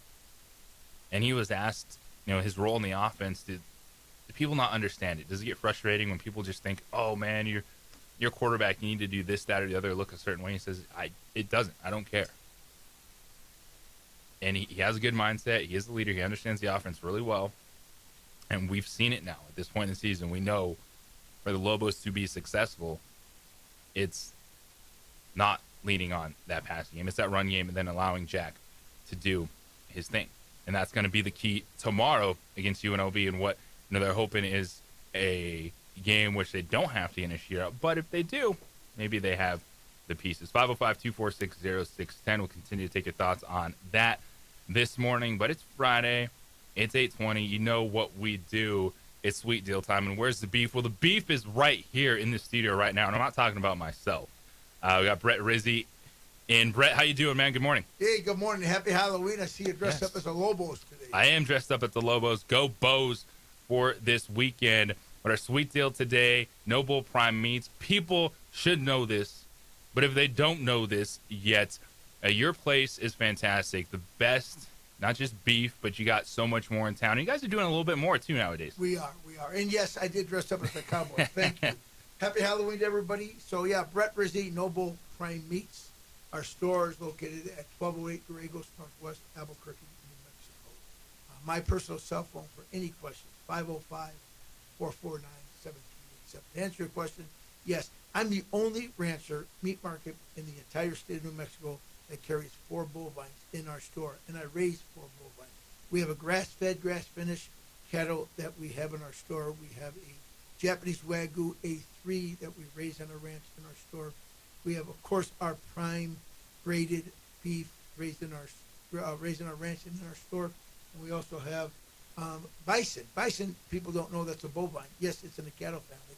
So I'm the only guy that has all 4. For anybody in your family, anybody who wants something different, we have a really wide selection. Yes, we have other things. Kangaroo, we have alligator, we have rattlesnake. Well, next week we do samples on Saturday. Every Saturday, free samples from 10 to 2, we're making a rabbit cacciatore, something different. You haven't had rabbit? Come by. You don't have to buy anything in our store that day. Just come in, say hello, and we'll give you some free samples. Yeah, get you set up with what you need to know, and maybe some of the things that you need to have on your menu in the future. We have that, and we have more. And if you're not sure, you can just call me personally, 505-449-7387, and we'll take care of you, as always. Yeah, the sweet deal today, of course, for $30, you get $60 for Noble Prime Meats. Someone does want to come in and explore, maybe open up their palate to new things. Where would you start with someone? What we do is we give everybody a free tour. We'll show you the whole store. We'll show you all 4 bovines. We'll show you the exotics. We'll show you the Wagyu. We'll show you the turkey, the chickens, coming up turkeys. For Thanksgiving, we have organic turkeys. We smoke our own turkeys. We have every turkey part you could imagine because we harvest it ourselves. And we'll just show you around and answer all your questions and give you a tour. And that helps. That opens you up your eyes and imagination that you didn't know that it was even out there in New Mexico. There you go. And again, where are you guys located so they can come check you out? Again, 1208 Gallegos Northwest. We're on the corner of 12th and Gallegos. We own our own meat processing facility, I-25 Jefferson. We ship nationwide. And the big thing is we have free delivery for the entire state of New Mexico. Free delivery to your door. So wherever you're listening right now in the state of New Mexico, you got them matter. covered. Doesn't matter. Brett, appreciate you, man. Absolutely. Thanks for coming in. Happy Halloween, everybody. Enjoy it, trick or treat. Brett Rizzi right there. Noble Prime Meats. That is our sweet deal today. Goes live at 9 o'clock. SportsAnimalABQ.com. For $30, you get yourself a $60 gift card to Noble Prime Meats. You might have a tree that needs to be trimmed or one that needs to be removed.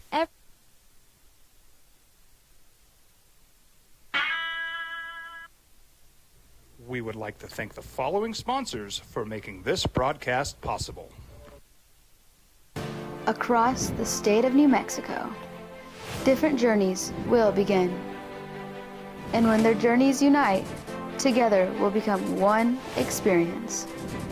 Our campuses across New Mexico in Portales, Roswell, and Ruidoso come together to provide you the support as one family. We are one family that share one goal, one opportunity at a time. We are One Eastern. Burrito Express is proud to announce that we're the official burrito spot of ProView Networks.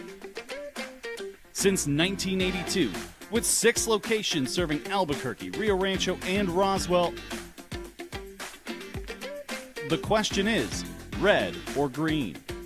Let's go to the burrito. Visit letsgototheburrito.com and order now.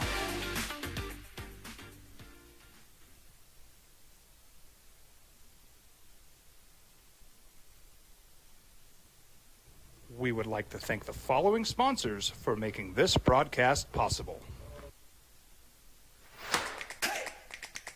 Albuquerque's leader in sports is ProView. From pros to prep, all your favorite action.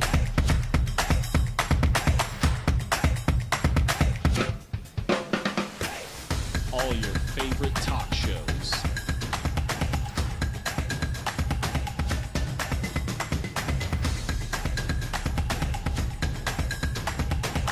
Find it on ProView Networks. From the Sandia foothills to the banks of the Rio Grande, generations of families remain. For 5 generations, Gallus Chevrolet has handed down values written in stone, leading the way under sun-filled skies, past the vintage glow of Route 66. Built by generations past, built for generations to come. This is New Mexico. This is Gallus. We would like to thank the following sponsors for making this broadcast possible.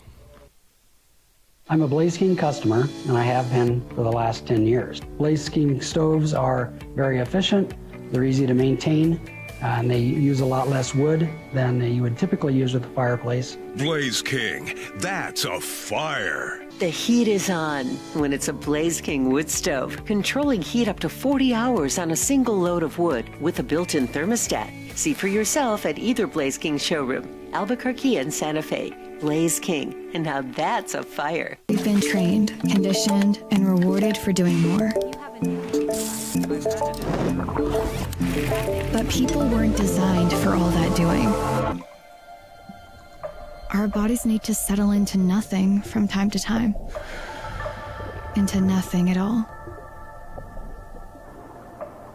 In a world obsessed with doing more, we invite you to undo.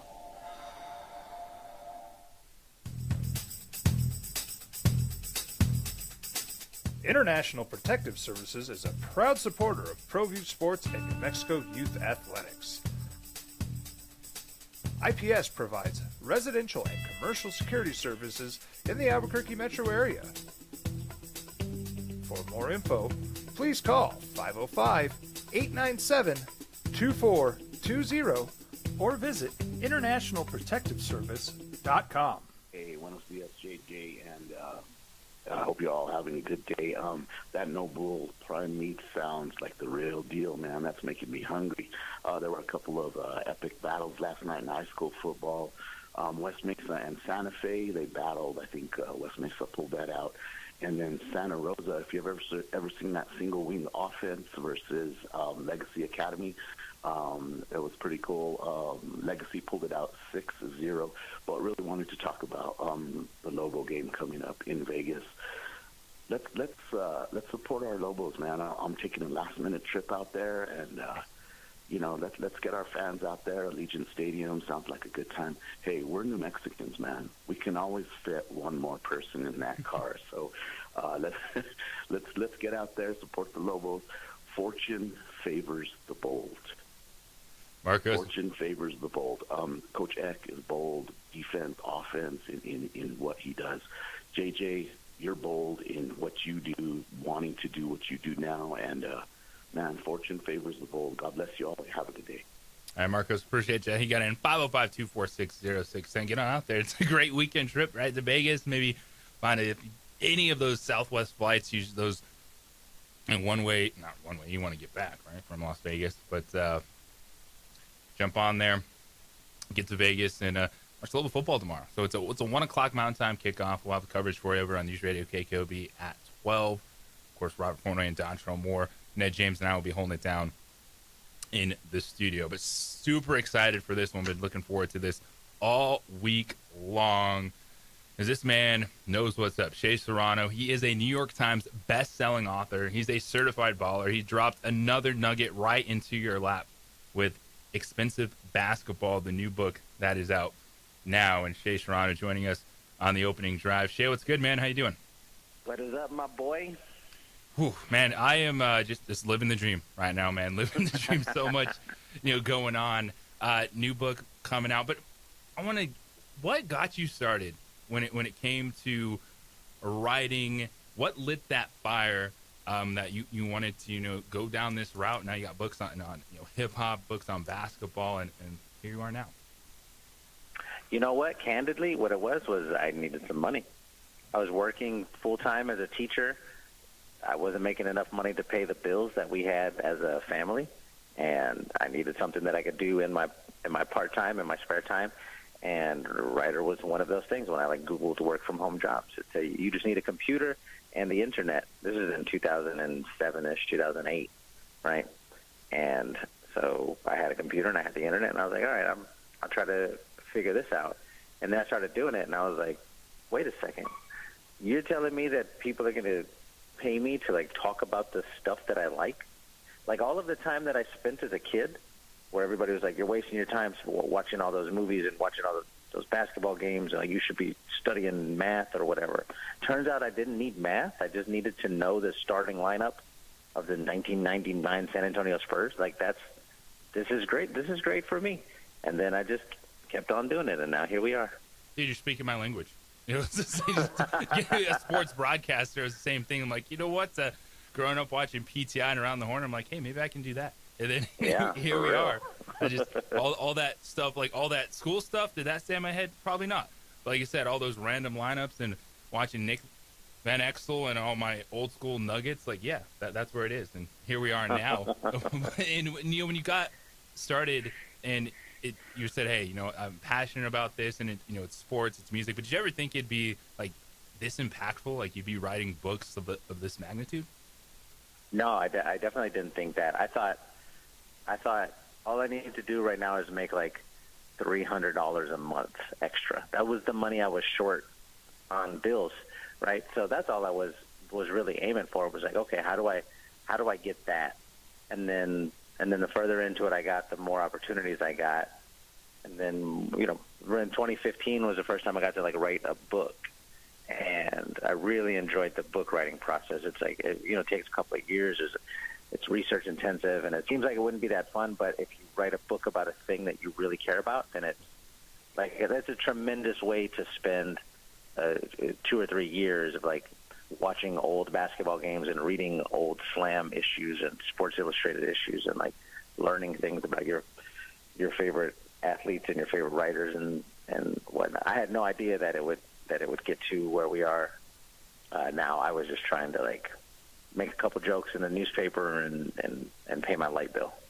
Here you are, got all the lights on now. Shea Serrano with us, joining us on the opening drive. And you wrote, as I mentioned, the hip hop music books, the basketball books, and you look at musicians and athletes. They're performers for us all, and it feels like there might be some similarities between those two worlds. Do you find that the central characters, are they similar?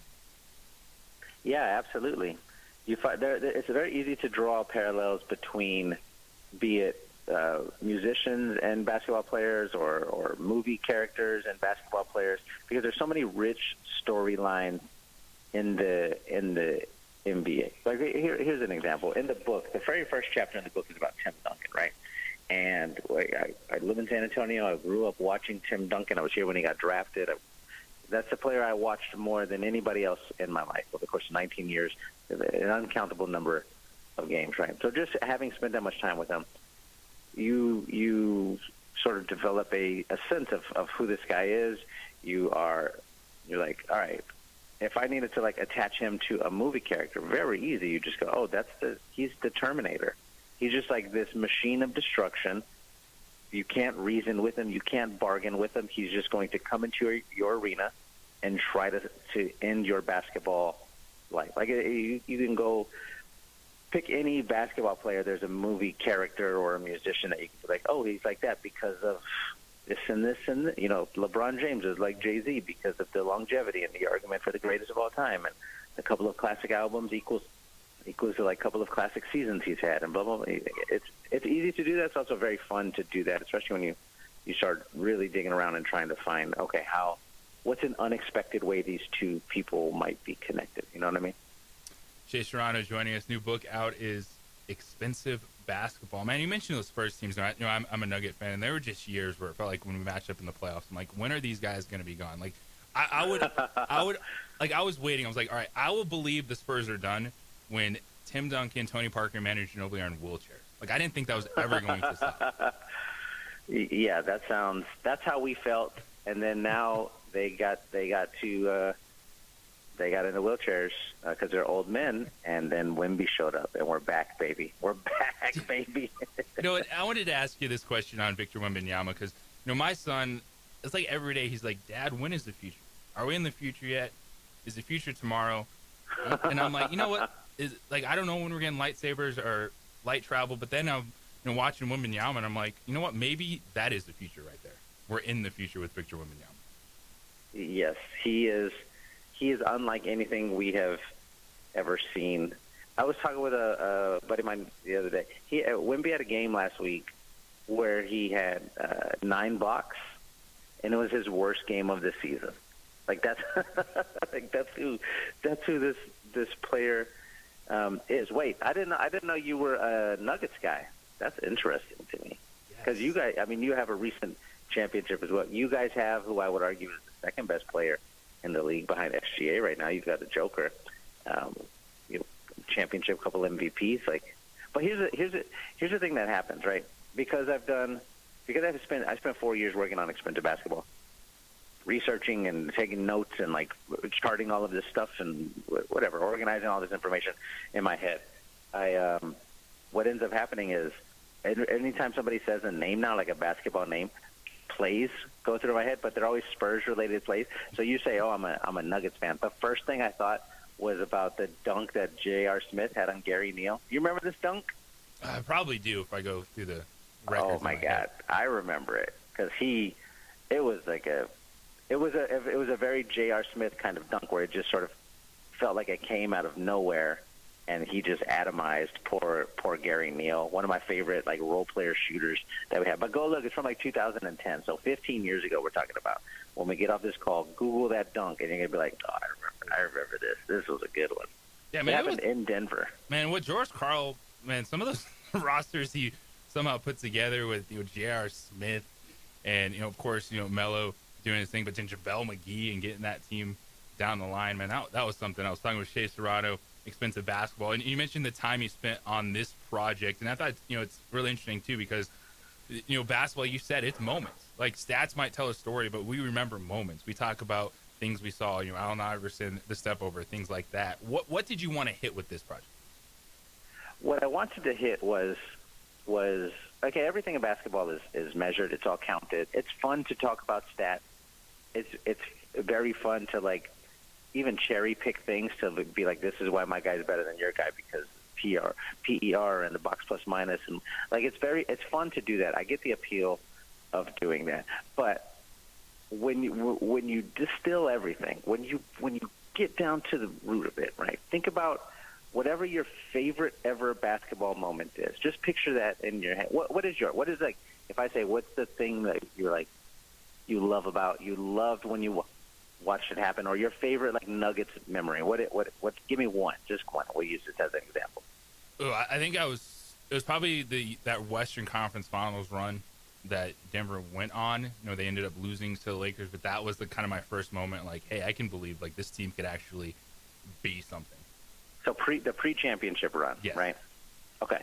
So if you think back to that moment, think back to them getting into the Western Conference, and you're like to the Western Conference Finals, and you were like, oh my God, like we might have a chance at this. This is as far as we've ever gotten. This is further than we've ever gotten. Like, when game one started and the Joker hit his first shot or whatever, nobody in Denver was thinking about a number when you guys won a game. Like, nobody, right? That doesn't happen. Nobody is like when Jamal Murray hits the fadeaway over Anthony Davis. And this is now post-championship, but when he hits it in the playoffs against the Lakers, right? Nobody was like, "Oh, Jamal Murray is 7 for 12 from the field." No, nobody thought that. Nobody ever thinks about a number when something incredible happens. You just think like, "Oh my God, this is the coolest thing I've ever seen." Or on that run through the Western Conference Finals, oh my God, we've got a chance. Like, you were filled with a feeling. You weren't thinking about any sort of numbers. Numbers might have come later. You might have started looking at odds and stats and whatever. But when a basketball thing happens, nobody thinks about a number first. That's not why somebody loves basketball. And that's what I wanted the book to be. I wanted the book to go like, there are stats in the book. The book is not a refutation of stats. There are plenty of stats in that, but they're in service of something else. They're used to fortify a feeling rather than like a number. You know what I mean?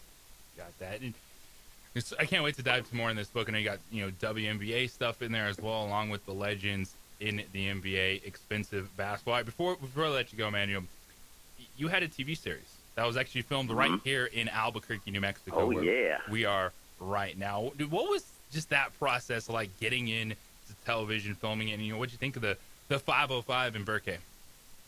I really enjoyed it. I was very first of all, I'm from San Antonio. I'm Mexican. I was so happy that there were Mexicans out there. I was like, oh, heck yeah. I really liked the hatch peppers or whatever. Oh, green chili, man. The green chili. Like, I had never had that before, like, as part of a regular diet of, like, you go to any restaurant and they're like, do you want the Christmas or whatever they would call it when they put both of them on there? Yeah, you know man. What I mean? It's breakfast, lunch, and dinner. Green chili can hit everything. And so I was a little bit nervous because I eat like 5 things in my life, right? I'm a very picky eater, and then I got out to Albert, and I was like nervous that they weren't gonna have any food I like, and then everything I ate was delicious, and I was like, oh, this is fantastic. So I enjoyed the food aspect of it. I enjoyed I had never been around mountains before, and so the house where I was staying, you just look out of the window and there's mountains there. I thought that was cool. I'd never been by a casino before. I could drive 20 minutes and then go play cards. I had a tremendous time. I was out there for a couple of months in the summer, and I really, really enjoyed it. I brought my family out there, my wife and my 3 sons. I was like, hey, yeah, come spend a couple of weeks with me here. We did like the White Sands thing. We did the thing when you go up the mountains and have dinner at the restaurant that's up there. Yeah, the tram. Like the tram. There you go. I had a tremendous time. I really enjoyed it. I'm excited to eventually get back there. We even trekked down to was it in Santa Fe? What's the weird museum? The art. Oh, Wolf House. Oh, Meow Wolf. Meow Wolf. Yep. We even went there. We were exploring. Baristas, man. I was supposed to be there for work, and I went to a minor league baseball game. I was doing everything y'all had out there. Well, next time you come down, we'll got to get you to the pit for a college basketball game. Now we're talking. Yeah, see, there was no basketball going on. Yeah, but you come down in the fall, let us know, hit us up. We'll hook you up, get you out there at the pit. You can enjoy that. But, man, appreciate the time this morning so much. Looking forward to this book, Expensive Basketball. And people pick it up wherever? Wherever. It's every bookstore. It's in there, hopefully. Well, we'll get in there. Shay, appreciate the time this morning, man. Thank you so much. All right, bro. Later. As Shay Serrano joining us. The book is out now, Expensive Basketball, and I love it. It's the stories, right? It's when you're talking with your buddies, when you're breaking down basketball games, when we're thinking about that favorite moment. And we talk stats, used it, but I love the way he laid that out you can always put an argument one way or the other when it comes to stats, but how about those moments, right? Those impactful moments. You don't remember the stat line, but you remember a moment of your fandom. You remember maybe a game or a player that you became a fan at that moment in time. So check out the book, Expensive Basketball. It's the opening drive right here on 95.9 FM, AM 610, the Sports Animal. This report is sponsored by IHOP. Introducing the IHOP value. We would like to thank the following sponsors for making this broadcast possible. Across the state of New Mexico, different journeys will begin. And when their journeys unite, together will become one experience. Our campuses across New Mexico in Portales, Roswell, and Ruidoso come together to provide you the support as one family. We are one family that share one goal, one opportunity at a time. We are One Eastern. Burrito Express is proud to announce that we are the official burrito spot of ProView Networks. Since 1982, with 6 locations serving Albuquerque, Rio Rancho, and Roswell, the question is, red or green? Let's go to the burrito. Visit letsgototheburrito.com and order now.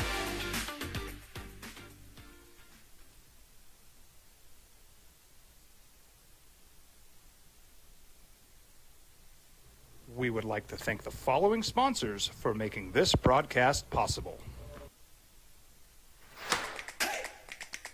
Albuquerque's leader in sports is ProView. From pros to prep, all your favorite action.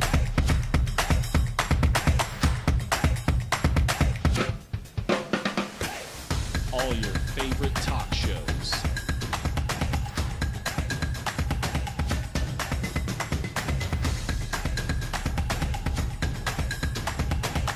Find it on ProView Networks. From the Sandia foothills to the banks of the Rio Grande, generations of families remain. For 5 generations, Gala Chevrolet has handed down values written in stone, leading the way under sun-filled skies, past the vintage glow of Route 66. Built by generations past, built for generations to come. This is New Mexico. This is Gallus. We would like to thank the following sponsors for making this broadcast possible.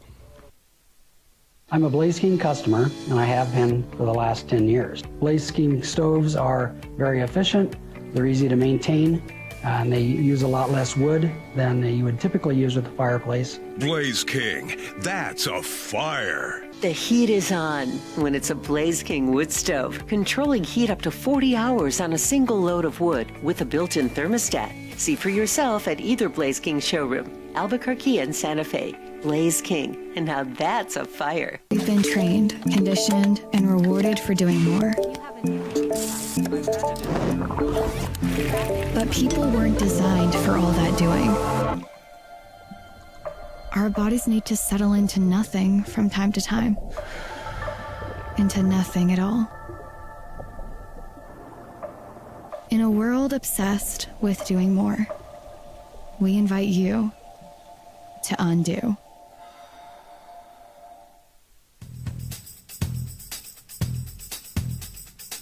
International Protective Services is a proud supporter of ProView Sports and New Mexico Youth Athletics. IPS provides residential and commercial security services in the Albuquerque metro area. For more info, please call 505-897-2420 or visit internationalprotectiveservice.com. Eagle Greens and Turf are a family-owned and operated business with over 25 years of experience in the home improvement industry. They are your exclusive dealer of celebrity green, synthetic putting greens, and artificial turf. They also have artificial turf that is specifically designed for your pets. Eagle Greens and Turf are proud sponsors of ProView Networks and can make your lawn green all year long at 505-273-2744. Across the state of New Mexico, different journeys will begin. And when their journeys unite, together will become one experience. Our campuses across New Mexico in Portales, Roswell, and Ruidoso come together to provide you the support as one family. We are one family that share one goal, one opportunity at a time. We are One Eastern.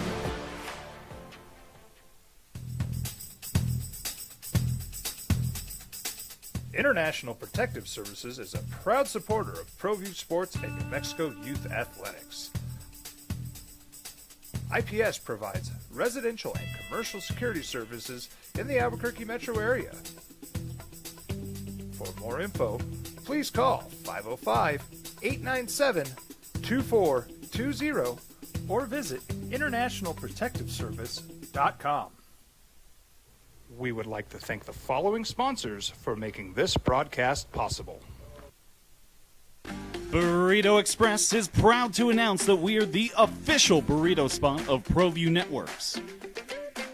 Since 1982, with 6 locations serving Albuquerque, Rio Rancho, and Roswell, the question is, red or green? Let's go to the burrito. Visit letsgototheburrito.com and order now.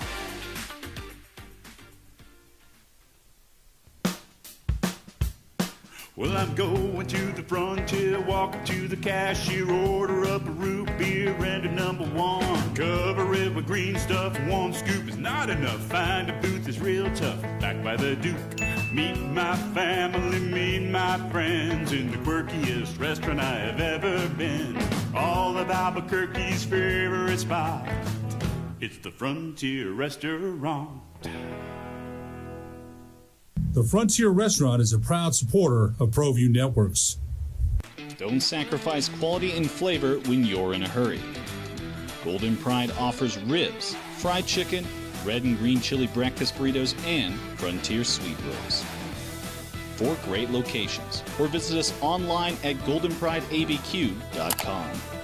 Golden Pride Barbecue Chicken and Ribs are proud supporters of ProView Sports. High school sports are back.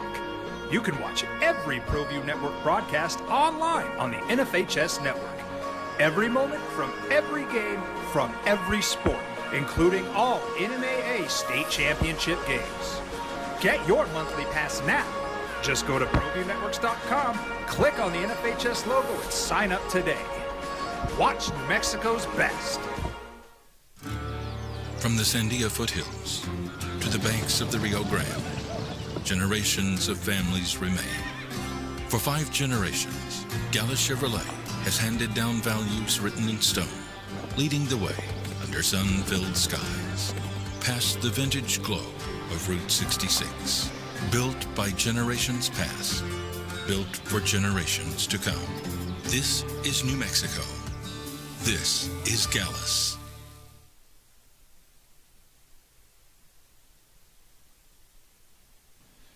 TurboThreads is a proud sponsor of ProView Networks. Almost 30 years of experience means fast service, great prices, and a wide selection of apparel from t-shirts to performance sport shirts, even jackets and hats. They feature low minimums and no setup charges on most orders. TurboThreads is located at 1503 Golf Course Road in Rio Rancho, or find them on Facebook, online at turbothreads.com, or call 999-1234 for TurboThreads. I'm a Blaze King customer, and I have been for the last 10 years. Blaze King stoves are very efficient, they're easy to maintain, and they use a lot less wood than you would typically use with a fireplace. Weber State. And I asked him, what was it about New Mexico that brought you here? And, of course, he talks about the coaching staff. But then it's who you know, man. It's the network. It's his old roommate, transferred to Idaho, then transferred to UNM. Boom. That allows you to get them on Banks, and you have a fantastic playmaker. And that's the way it works. Networking. Who you know when it happens. And all that stuff is paying off for the Lobos. JJ Buck with you. Andrew producing. Adrian holding it down on ProView Networks. Coming up on the other side, we're going to talk with the voice of the Isotopes, Josh Shushan. He is a writer. He has published work as well, including a really good book on the Dodgers. And if you haven't read it, you should. But the Dodgers are in survival mode tonight, going back to Toronto. Yamamoto on the mound. Is he going to continue to do the crazy, give him 9 innings, give the offense an opportunity to find their way? It's just like we've talked about the starting pitching till the World Series for the Dodgers which was unbelievable. That's been the Blue Jays' offense. Toronto's offense is outpacing a normal offense. Because the Dodgers, if you look at, outside, of course, Pages at the bottom and being really an offer in the lineup and Dave Roberts having to deal with that. Because the rest of the stuff is normal postseason baseball. Ebbs and flows. Ohtani has his redonkulous games. And he goes 0 for 4. And that's kind of the life of baseball. And usually maybe one or two players kind of stay hot for the entire postseason, but your lineup finds its rhythm at times. What the Blue Jays are doing when you have your 7-hitter that's hitting over 300, the depth, that's unexpected, and it's made the Dodgers look that much worse offensively because they can't get it done. We'll talk with Josh Shushan about the World Series. How did the Dodgers respond, and really what Toronto could end up being when we think back on this team if they get it done. The Blue Jays will have home field advantage in the series, by the way, but it's the Dodgers. It's the superstar. It's the best player ever on the other side, and yet they face the deficit tonight.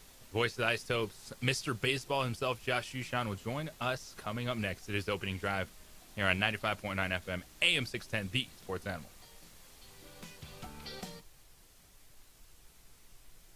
Blaze King, that's a fun. We would like to thank the following sponsors for making this broadcast possible. Albuquerque's leader in sports is Pro View. From pros to prep, all your favorite action.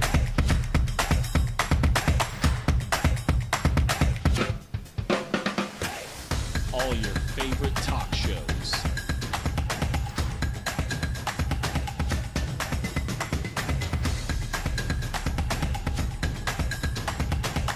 Find it on Pro View Networks. Burrito Express is proud to announce that we are the official burrito spot of ProView Networks. Since 1982, with 6 locations serving Albuquerque, Rio Rancho, and Roswell, the question is, red or green? Let's go to the burrito. Visit letsgototheburrito.com and order now. We've been trained, conditioned, and rewarded for doing more. But people weren't designed for all that doing. Our bodies need to settle into nothing from time to time. Into nothing at all. In a world obsessed with doing more, we invite you to undo. I might not be in the cage as much anymore. Just like riding a bicycle, I can pick up the fight from where I left off. I'm not some slick-haired outsider posing with borrowed gloves. I grew up here. New Mexico is in my blood. I'm a New Mexican fighting for other New Mexicans. I'm Adam Oki. I'll be your champion in the courtroom. We would like to thank the following sponsors for making this broadcast possible. For over 20 years, Evergard Roofing and Solar has been committed to customer service. Locally owned and operated, Evergard offers both commercial and residential roofing and solar services. For more info, please call 505-821-9543. Evergard Roofing and Solar are proud supporters of ProView Sports Network and New Mexico Youth Athletics. I'm a Blaze King customer, and I have been for the last 10 years. Blaze King stoves are very efficient, they're easy to maintain, and they use a lot less wood than you would typically use with a fireplace. Blaze King, that's a fire. The heat is on when it's a Blaze King wood stove, controlling heat up to 40 hours on a single load of wood with a built-in thermostat. See for yourself at either Blaze King showroom, Albuquerque and Santa Fe. Blaze King, and now that's a fire. We would like to thank the following sponsors for making this broadcast possible. Eagle Greens and Turf are a family-owned and operated business with over 25 years of experience in the home improvement industry. They are your exclusive dealer of celebrity green synthetic putting greens and artificial turf. They also have artificial turf that is specifically designed for your pets. Eagle Greens and Turf are proud sponsors of ProView Networks and can make your lawn green all year long at 505-273-2744. Burrito Express is proud to announce that we are the official burrito spot of ProView Networks. Since 1982, with 6 locations serving Albuquerque, Rio Rancho, and Roswell, the question is, red or green? Let's go to the burrito. Visit letsgototheburrito.com and order now. We've been trained, conditioned, and rewarded for doing more. But people weren't designed for all that doing. 85.9 FM and AM 610, the sports animal. Here's Jeff Zimbietta and JJ Buck. Oh, what a time. What a time. Trick or treats, happy Halloween, hoops, football, baseball, got yourself that ice hockey, World Series. Oh, yeah, buddy. This is the time. This is the best time to be doing what we do right here on the opening drive. Thanks for hanging out with us this morning. JJ Buck, joined by Andrew holding it down, producing this morning. Got Adrian on ProView Networks, and we are in a situation that a lot of people didn't think we'd be in, and I'm one of those people. And that is the Dodgers facing a 3-2 series deficit to the Toronto Blue Jays. World Series Game 6 tonight back in Canada. It's going to be popping. They're going to be like, what tariffs? How about this? As the Dodgers need Yamamoto to save them once again. Kevin Gausman going for the Blue Jays. But, man, there's so much to break down in this series, in this postseason, and who else to go to but the man himself, the voice of the Isotopes, Josh Shushan. Josh, what's up, man? How you doing? Good morning. Thanks for having me on, JJ. Man, I appreciate you jumping in. And anytime I'm thinking about baseball, I'm thinking about, all right, I need to talk to Josh about what is going on, because I was with you, sir. I was with you and thinking, man, I don't know how you slow down this Dodgers team. That starting pitching has been great in the playoffs, like historical numbers. And you figure, yeah, there's enough dudes there. It's Shohei Ohtani and Freddie Freeman, Mookie Betts. They're going to be fine.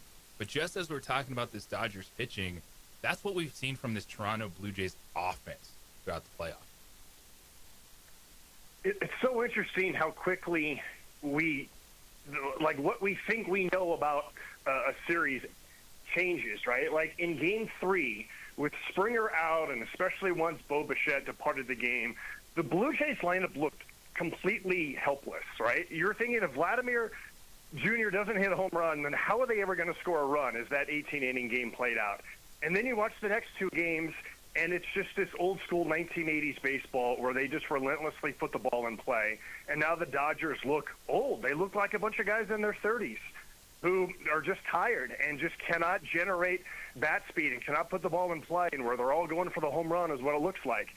That might completely change 48 hours from now and what we think about this series. And you know, I think of the Dodgers as sort of like, remember when the Golden State Warriors, 3 or 4 years ago, they were old and aging and they found like one last hurrah. And can the Dodgers find one last hurrah in these next two games? And I feel like if Yamamoto does what Yamamoto has done in this playoffs, then all of a sudden the script changes again going into Game 7. All bets are off in a Game 7. But it's been fascinating to watch the ebbs and flows of this series, and I can't wait to watch 6 and 7. Yeah, for the Dodgers, just 3 runs the last 2 games. But I'm thinking about it, and I'm watching L.A. and kind of you're going to have players that get hot in the postseason, some that struggle. But it's almost like, there's kind of the regular ebbs and flows of an offense. Now they're at the bottom of it right now, but it almost is like it's exacerbated just because, as you said, this Toronto team, you shouldn't have your 7th hitter even in a postseason lineup, like hitting over 300, like Jimenez just putting everything in play. But it's just, they come at you in waves right now.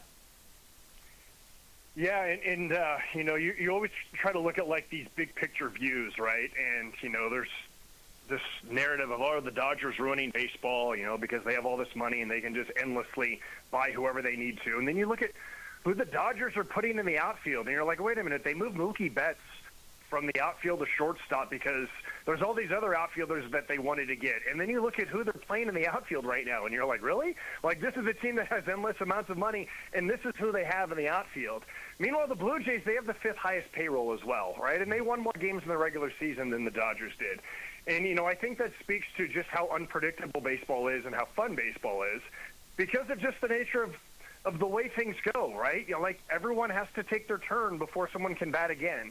And what it speaks to, to your point, JJ, about you just put the ball in play and you just keep turning the lineup over and you get contributions up and down the lineup.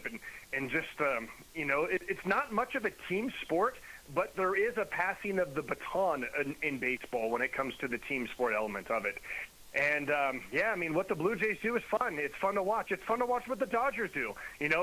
I always thought that sports are best when it's contrasting styles, whether that's two fighters, whether that's two football teams, and whether that's two different types of lineups. And that's what makes sports fun to me is contrasting styles, and that's what's made this series fun. Josh Shushan joining us in the opening drive. And this is one where you don't want to take too much credit away, but when you look at kind of where this series is right now after the last 2 games, is it more you tip your cap to Toronto and the pitching that they're finding, or is this just really the struggles, as you said, of the Dodgers, just kind of looking like defensive at the plate and just not being aggressive? I think it's a credit to the pitchers, right? I got a lot of friends who are Dodgers fans, and their view is like, oh, they came out flat. They're all just going for the homer. It looks like they're tired. It looks like they don't care. In my mind, that's the definition of dominating pitching, is when it looks like the other team doesn't care, when it looks like the other team is just swinging for the fences because they feel hopeless. That is the definition of dominating pitching. And the fact that you had a rookie who started the season in low A who was doing that and only had 3 regular season starts is mind-boggling to me. But that's where you're at. That is the definition of dominant pitching. When you throw strikes, they take, and when you throw a pitch out of the strike zone, they swing at it. Like, that's dominating pitching. And that is what we saw in games 4 and 5. Really, it's what we saw throughout 18 innings in game 3. We might see that tonight. We might see something totally different tonight, but it's going to be fun to find out. Hey, you mentioned, and that's also one of those just like baseball things. The rookies come up, but usually rookies are there throughout the season, whatever sport we're talking about is, okay, you come in, you have your moment, but this dude wasn't even in Major League Baseball, right? You're talking about there was a single A element of where he was playing, and then to be here on the big stage, like that is something you're only going to get in baseball, is guys coming up throughout the season and then being able to have a moment on the biggest stage in the postseason. Yeah, I know. And for, I don't know if you know this or for the audience, he's Savage. So, he got drafted last year. He was a first-round pick. And come summertime, he figured, well, I'm going to be free in the fall. I'm not going to be in the postseason. He signed up for 4 college classes online. So he's taking college classes online through all of this. He had 3 starts in September. And there's a part of me that thinks well, no, the roster that you had in April and May and June and July should be the roster that you're using in the postseason. I remember when Frankie Rodriguez came up with the Angels in 2002 and became this huge bullpen savior for the Angels in the 2002 playoffs. So I was like, wait a minute. This guy didn't even make his debut until the middle of September, and all of a sudden he's this huge secret weapon. And there's a part of me that's a little uncomfortable with the idea of this. But those are the rules right now, and it's almost like you need a certain number of pitchers to get you through the regular season, and it's all about finding that hot hand come October. But I think it also goes to show how great college baseball has become, how outstanding college baseball pitching coaches have become, that they develop these guys and get them to the point where when they're drafted a year later, they're in the big leagues and they're dominating hitters. And I think you're going to continue to see more and more of that because college baseball has elevated itself so much. It's kind of a different topic. But, yeah, that's – you think of a 26-man roster for baseball, but really, no. It's not even a 40-man roster. It's all about the 150 players you have in your organization and who might be able to help you at some point. It is, yeah. I'm sure that email, sorry I couldn't submit my assignment at midnight. I played an 18-inning baseball game. I wasn't able to get back to my hotel room in time. Yeah. He did not celebrate the AL East when they clinched the AL East. He did not participate in the party because he had like a homework assignment that was due the next day. I mean, he's participated when they've won all the other rounds. Yeah, he like begged off the AL East title because, again, he had just joined the team and he had a homework assignment that was due the next day. Like, sorry, guys, I'll see you tomorrow. I got to go do my homework. I have to study. Yeah, man, those are the great sports stories. We're talking with Josh Shushan, a few more minutes here on the opening drive. Game 6 tonight, Dodgers and Blue Jays. You know, in Toronto, you know, all the storylines we're talking about, and you know what we saw from Shohei Ohtani, who I think he's going to be just the best player I'll ever see in my lifetime. But when you look at Vladimir Guerrero Jr. and the postseason he's put together, where is that going to rank? And just like how we remember this run for the Blue Jays, which of course is going to be different whether they win or lose. Yeah, that was my first thought, is if they win, then it's going to go down as one of the all-timers, right? And if the Dodgers win the next two, then it's going to go down as, oh, yeah, you know, Vladdy had that great postseason, but the Dodgers found a way. You know, the thing about Vladdy that when I've talked to people that are around him, like, they just say he just has a presence, right? You just know that there's just an aura around him between his size, between his personality, he's just one of those guys who just has a presence. And that's what happens when your dad was a Hall of Famer and when you're just a big guy who grew up around the game. You know, we've seen all the photos of him, you know, when he was a kid and 3 years old, 5 years old, and what he was doing at Major League stadiums with his dad. And, yeah, I mean, I think it's really cool, too, that his dad, you know, came up with the Expos in Canada, and now he's with this team that's in Canada, and how the Blue Jays are Canada's team, and how he signed to remain with the Blue Jays. You know, he did not, you know, just go to like some other team somewhere else. I just think that all the storylines are super cool, and just how much, you know, the entire country has embraced him and vice versa. Yeah, I mean, what he does, I mean, look, if he has a Joe Carter moment tonight or tomorrow, then it's going to go down as like one of the top 5 postseason performances of all time. You know, and if, you know, he doesn't do a whole lot in Game 6 and 7, it's still going to go down as one you're going to remember. But when we think about the biggest moments in postseason history, it's not necessarily what you do in games 1 through 3 or 4. It's not what you did in the championship series. It's the moment that you have in the clincher. You know, we remember Kirk Gibson. We remember Joe Carter. We don't remember what Joe Carter did the rest of that series. All we remember is the home run that he hit. And so let's find out. Let's find out. All right, Josh.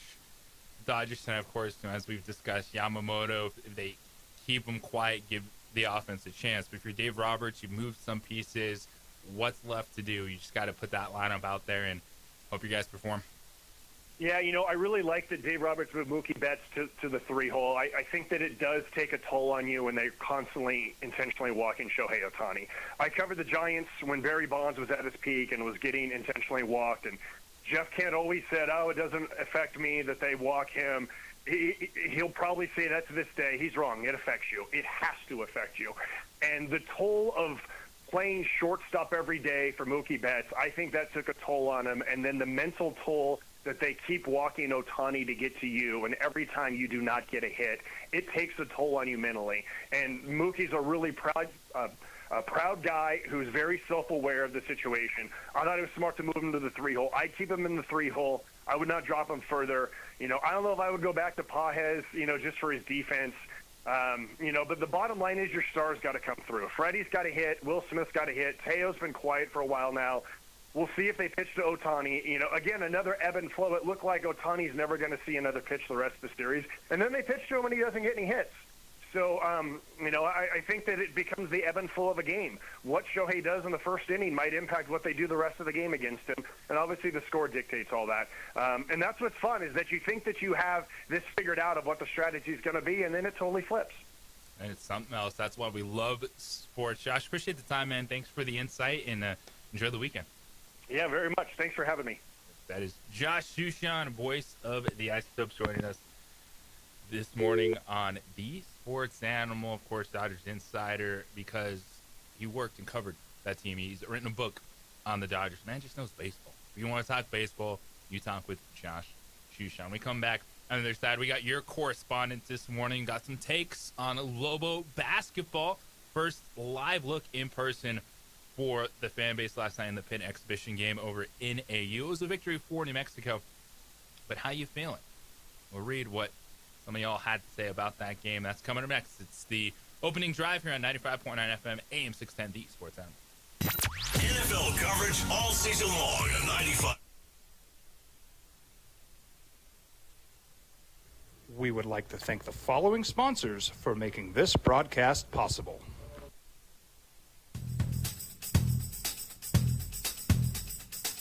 International Protective Services is a proud supporter of ProView Sports and New Mexico Youth Athletics. IPS provides residential and commercial security services in the Albuquerque metro area.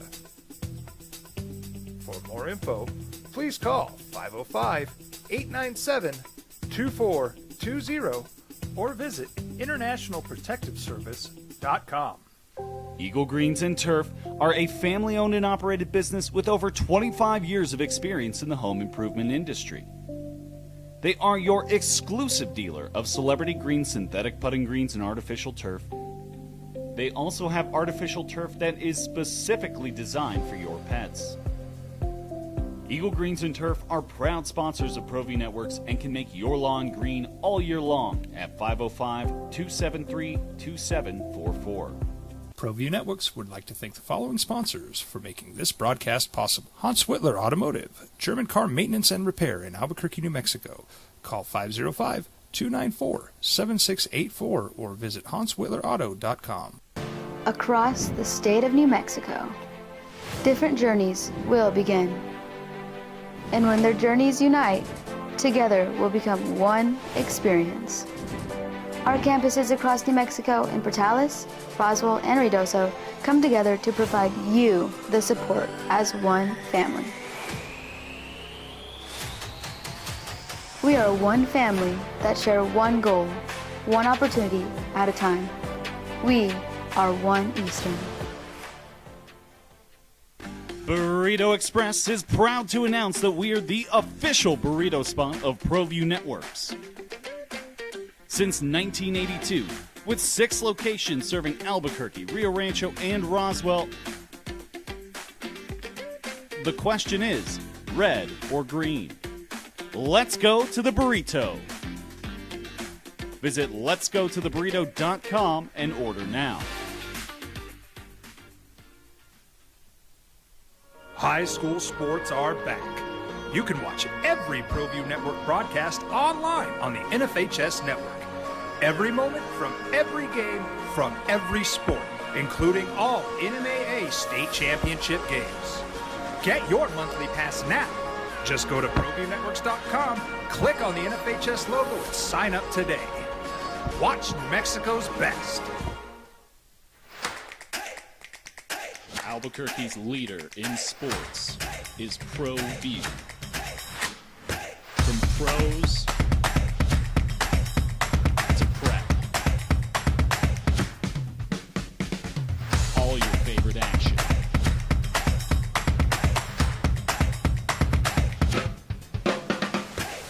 All your favorite talk shows.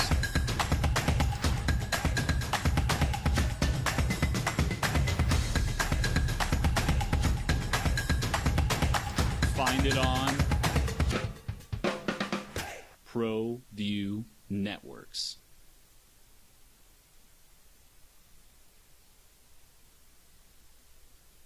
I'm a Blaze King customer, and I have been for the last 10 years. Blaze King stoves are very efficient, they're easy to maintain, and they use a lot less wood than you would typically use with a fireplace. Blaze King, that's a fire. The heat is on when it's a Blaze King wood stove, controlling heat up to 40 hours on a single load of wood with a built-in thermostat. See for yourself at either Blaze King showroom, Albuquerque and Santa Fe. Blaze King, and now that's a fire. We've been trained, conditioned, and rewarded for doing more.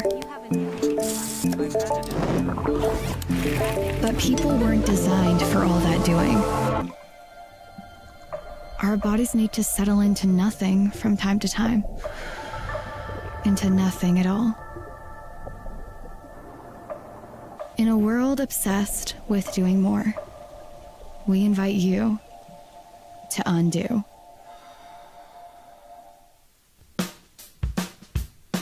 Well, I'm going to the frontier, walking to the cashier, order up a root beer and a number one. Cover it with green stuff, one scoop is not enough. Find a booth is real tough, back by the Duke, meet my family. And it's, but you know, as a parent, it doesn't matter. You're like, oh, kid was up late last night, sleeping 7 o'clock on the dot. I'm hungry. What's up? Well, open the fridge. They're first grade. You handle yourself for an hour, right? Maybe. We'll see. JJ Buck with you. Andrew holding it down, producing it. Adrian on ProView Networks. Thanks for chilling with us on a Friday, man. Having a lot of fun this morning. Love the conversations so far. Still got one more on deck. Mom Bankston, the baller. Lobo RB1 coming up at 9:30. His journey to the University of New Mexico, and then really being one of the most impactful offensive players on this roster this season. Of course, Lobo's UNLV tomorrow in Las Vegas. 1 o'clock kickoff, 12 o'clock coverage over on News Radio, KKOB. Lobo basketball last night, 64-54 exhibition win over NAU. First half of the first half, really good snapshot of the high ceiling the team could have early in the season. Defensively, they're all over the place, forcing turnovers, getting out in transition. Antonio Chol getting buckets early. They had a 9-0 lead, then it was 16-2, and then it got clunky. The rotations, Eric Wolin talked about that after the game. Maybe that's something, that's kind of affected the chemistry, and you would understand that early in the season, where it's guys that just haven't had the time together. It's just going to take some time. Get that big iron out, figure things out. Second half, it was 35-35 game in which NAU, and they out-rebounded the Lobos. And you look at the shooting percentages for New Mexico in this game, just 36% overall, 31%. I think that's the offense is going to take the longest to figure out early in the season. Defensively, that's what could help them stay in these games, but it's an advantageous schedule early on, right? You open next Wednesday against East Texas A&M and play UT Arlington on Saturday, UC Riverside Tuesday, November 11th, and then you're on the road at New Mexico State. So you have that 3-game stretch, just trying to build some chemistry, figure out what you're going to do. We'll let our eyes tell us the story of how Eric Olin will be handling the rotation. Is it going to be coming at you in waves, like someone said earlier this morning? He feels that this Lobo team could be about depth and just trying to beat you defensively and figure it out offensively, or do they tighten it up and then the offense grows with that rotation? 505-246-0610 Sports Animal Hotline and text line this morning. You're coming in. Steve said, was that last night's game? And I agree, the team is deep. NAU seemed to want to pressure the three-point line. Didn't seem to have anyone who was attacking the rim successfully. That also doesn't seem like we have any interest in trying to score in the paint. Might just be my ignorance to what Coach Olin is establishing. I like the talent they have assembled and the defensive effort and scheme. That was from Steve. Got another one. 7144 said, well, my first impression last night was that it's Richie McKay ball. Pass around the perimeter, shoot a three, and run to the other end. Don't even try to get a rebound. There were at least 5 times last night when all of the other 4 players are running down to the defensive end before the shot left the shooter's hand. I hope that's just that we didn't show the whole playbook, but if we did, it's going to be a long, boring year. We have seen this style with McCain. It doesn't work. I'm going to give it a chance. I'm a season ticket holder, but right now, if this is indicative of the Olin offense, I just don't see it. I can understand that takeaway, but again, it's game number 2 of an entire new era. And there's going to be speed bumps along the way. The only real question I have of something that I'm unsure of, like, I think the offense will function better with chemistry. Like, the defense is going to be fine with just the reps and playing it, understanding the lanes and who you cover, where you need to go, all those things in there. Is the shooting? Like, is there enough shooters for the kind of offense that Olin wants to run? And, I really don't know. Like, what were you hiding? Like, the game wasn't televised. There wasn't unless there's, the Connor Stallions in there from East Texas A&M. Like, there wasn't any reason to have any vanilla playbook. That doesn't get you anything. Like, you're running the offense you want to run. So that's the playbook. So to me, it's not. I don't think it will be successful. It's just that's just reps, man. That's just time. It's just a team that hasn't played together at all, and that's the feeling I got watching that game last night, especially at the end of the first half, because you can see those flashes, moments when they are moving. Troll is going to be someone they definitely lean on early in the season a lot to get a basket. He actually ended up just shooting 11 shots all from 3 last night, but I expect him to get inside. Because you look at those free throw numbers, right? For the Lobos, 29 free throw attempts. So everyone said they weren't trying to score inside. Well, he got to the foul line 29 times. Now, I get it. Yes, there's a bonus. I understand that. When you get into the bonus, you get fouled on the perimeter, you go to the free throw line. I got that. But there were elements of, at least on the drive, especially from Albury, he was 6 of 8 at the free throw line. I think that's where Dayton is really going to have to get going, right? Working inside out. And my most positive impression outside of what the defense could be in this game is Chris Howe. I really like the way he plays. I think he's going to be a big factor early in this season, as the Lobos try to figure out who they are. I thought, when Chris Howe came onto the floor, he had a calm presence. He's a really good passer. He led the team with 5 assists yesterday, scored 8 points, grabbed a couple of boards, and I think Howe is going to be one of those guys that he averages 7, 8 points, 4 boards, 3 assists. That could be something we see from him this season. But again, it's just got to let it play out. The first impressions I appreciate. I think I agree with kind of what the ones we got in on the text line were this morning about some of the deficiencies, but a little bit of that is just that the reality is just it's going to take time. So 505-246-0610. We'll get to the phones. Ken, you're on the opening drive. What's up, Ken? How you doing this morning? Good. Thank you. This is the job. This is the job that requires a lot of thick skin if you're a coach. Basically, we've been around. Some of us that have been around since pre Dave Bliss. We kind of see what works. We kind of see what doesn't. And you could just see it. You could just see it right now going into Utah State. If our shots are not falling from 3, it's going to be hard to imagine how we're going to get a W at Utah State or Boise State or San Diego State. If our shots are falling, we can be competitive and we can maybe, eke out a win. But if you look at fast break point, I think there was like 14 fast break points and then 14 points in the paint. So that tells me that all 14 points in the paint came from fast breaks. Where is that post presence? Where is, getting into Nelly like last year and let him go to work? And we do have a player like that. Tomlov, if you just give him the ball, let him go to work and make some smart decisions as time goes, it's going to open up everything else.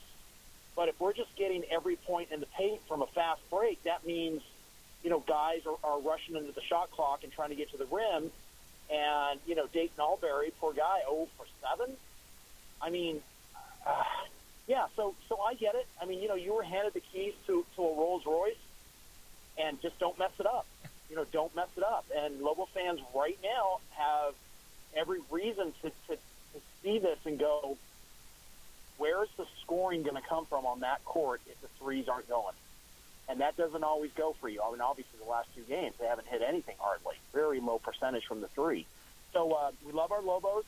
We want us to continue to be successful. We need to be patient. I get it. But just with this offense, man, I question this kind of gimmicky 3-point shooting offense moving forward. So that's all I got, man. Thank you. I appreciate you, Ken. And so here's the thing with you're handed a Rolls Royce. You're handed just the body. You did not have an engine for that Rolls Royce. Like, you got the body, right? You got the pit, you got the fans, and you got the expectation. But you didn't have an engine for that Rolls Royce. That's why you got it on the option block. You're like, oh, this is a steal. Look at this. This looks great. Open the hood, there's nothing. And so we're trying to figure out what kind of engine we're putting in that Rolls Royce. And Ken, I'm on board with you of you guys know what you're seeing. Lobo fans know what they're seeing. And my biggest question is, and concern with watching that, was the offense. I'm on board there. Like, I don't know. If you want to run that offense, fine. But I don't know if they got the dudes that can consistently hit shots to that level. And so as Olin figures out this team, will he adjust in season if we do need this team to go inside more? Thomas Bouillon, does he get some of his post touches? Are they able to implement that within the style that he wants to play? 505-246-0610 Sports Animal hotline and text line for you this morning as Lobo basketball goes for real next Wednesday, hosting East Texas A&M. Lobo women will open up the season Monday night in the pit against Northern Arizona. Man, I'm excited for the season. Yes, I am the voice of the Lobos women's basketball, the other voice of the Lobos. But this year, there's size, there's athleticism, and there's experience. Returning 6 players from last year's roster. And of those 6 players, there's all conference level players, man. Like Clarissa Craig absolutely could be the best center in the Mountain West Conference. She's that good. I think Joanna Magalish is going to start the season on fire, stepping in for Cassia Antonio, who is not available the first 3 games because of some stupid NCAA rule where you have dudes that are playing pro basketball coming over and playing right away, but yet she gets dinged an additional 3 games because she played club basketball during a pandemic in Angola. That's just dumb. That's dumb. The Lobos are going to have to play the first 3 games without Cassia Antonio. Their most hyped transfer was the JUCO All-American Mexico Junior College last year.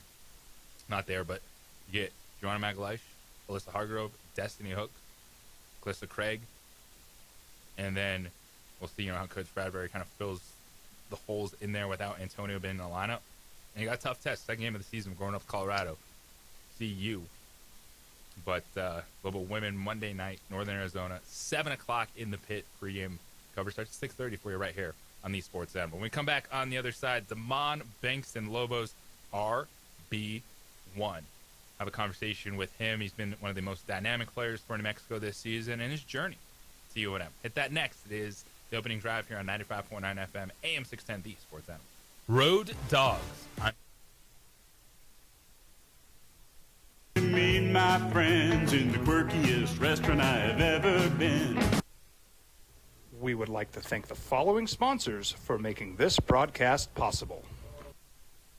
From the Sandia foothills to the banks of the Rio Grande, generations of families remain. For 5 generations, Gala Chevrolet has handed down values written in stone, leading the way under sun-filled skies, past the vintage glow of Route 66.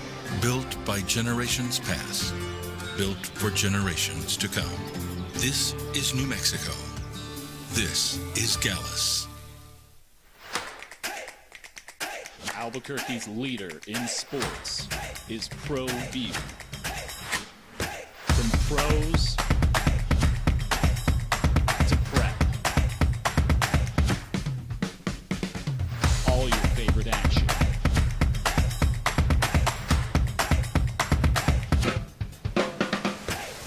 All your favorite talk shows.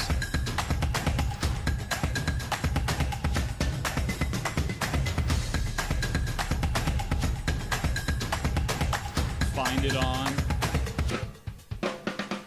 Pro View Networks. Eagle Greens and Turf are a family-owned and operated business with over 25 years of experience in the home improvement industry. They are your exclusive dealer of celebrity green, synthetic putting greens, and artificial turf.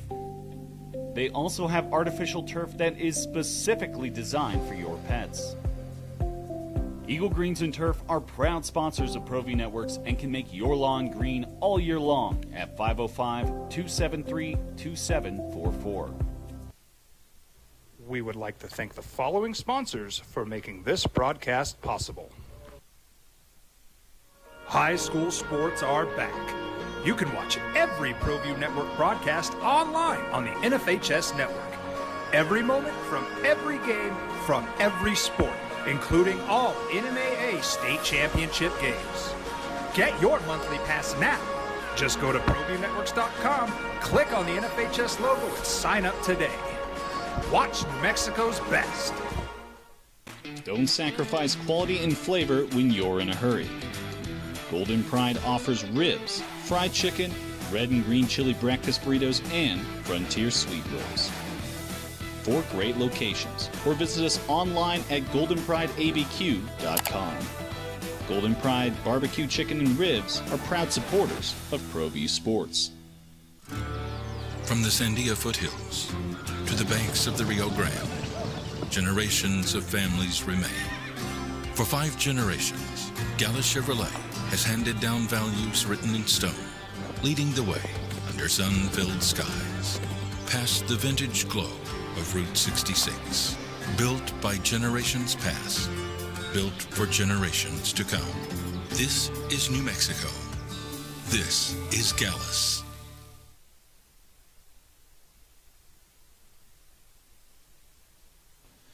TurboThreads is a proud sponsor of ProView Networks. Almost 30 years of experience means fast service, great prices, and a wide selection of apparel from t-shirts to performance sport shirts, even jackets and hats. They feature low minimums and no setup charges on most orders. TurboThreads is located at 1503 Golf Course Road in Rio Rancho, or find them on Facebook, online at turbothreads.com, or call 999-1234 for TurboThreads. I'm a Blaze King customer, and I have been for the last 10 years. Blaze King stoves are very efficient, they're easy to maintain, and they use a lot less wood than you would typically use with a fireplace. Blaze King, that's a fire. The heat is on when it's a Blaze King wood stove, controlling heat up to 40 hours on a single load of wood with a built-in thermostat. See for yourself at either Blaze King showroom, Albuquerque and Santa Fe. Blaze King, and now that's a fire. We've been trained, conditioned, and rewarded for doing more. But people weren't designed for all that doing. Our bodies need to settle into nothing from time to time. Bowl eligibility. New Mexico 5-3 overall, 2-2 in Mountain West play. They're at UNLV. Rebels are 6-1, 2-1 in conference. It's Dan Mullen. Been there, done that versus Jason Eck. First year doing that at the Division I level. Super excited for this game tomorrow because Lobos have pieces, and one of those pieces is Damon Bankston. After 4 years at Weber State, transferred to UNM, and he's a baller. And I had the opportunity to catch up with the Lobos RB1. Here with Lobo running back Damon the Baller Bankston, man. You had 13 carries, 84 yards, touchdown against Utah State. But I want to talk about that touchdown run, man. How did you get through that scrum and just keep those legs moving?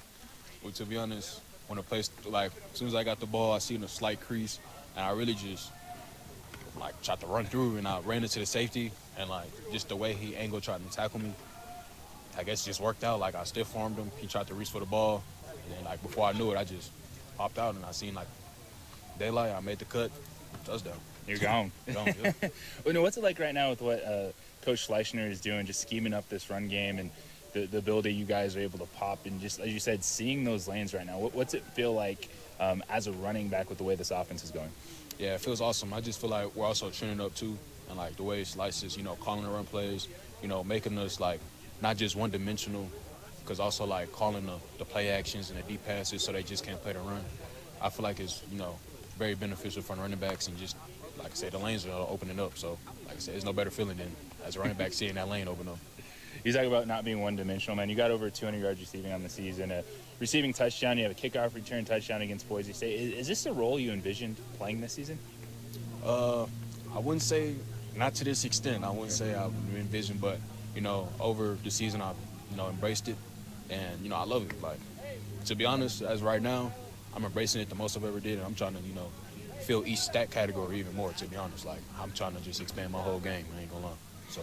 The quarterback, Jack Lane, man, he's orchestrating this offense. We've seen James Lobstein come in a little bit with that quarterback run game. What's it like just watching the development of this offense and seeing kind of both those guys be playmakers right now in the offense? Yeah, I think it's incredible. I told James, like, after the game, I was like, man, I like the way you run. Like, as a running back, it's like, usually you question, like, man, why we running the QB so much? But James, you got to respect it. Like, he runs the ball well. He goes in.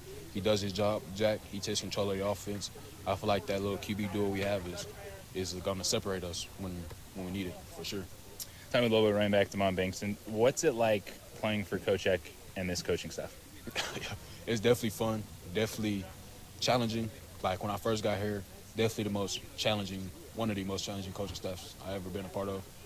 But like I said, just embraced it, and we all embraced the culture, and it's been really fun because all year we've been preaching about like doing the impossible, doing the things that this school hasn't done, and we did it.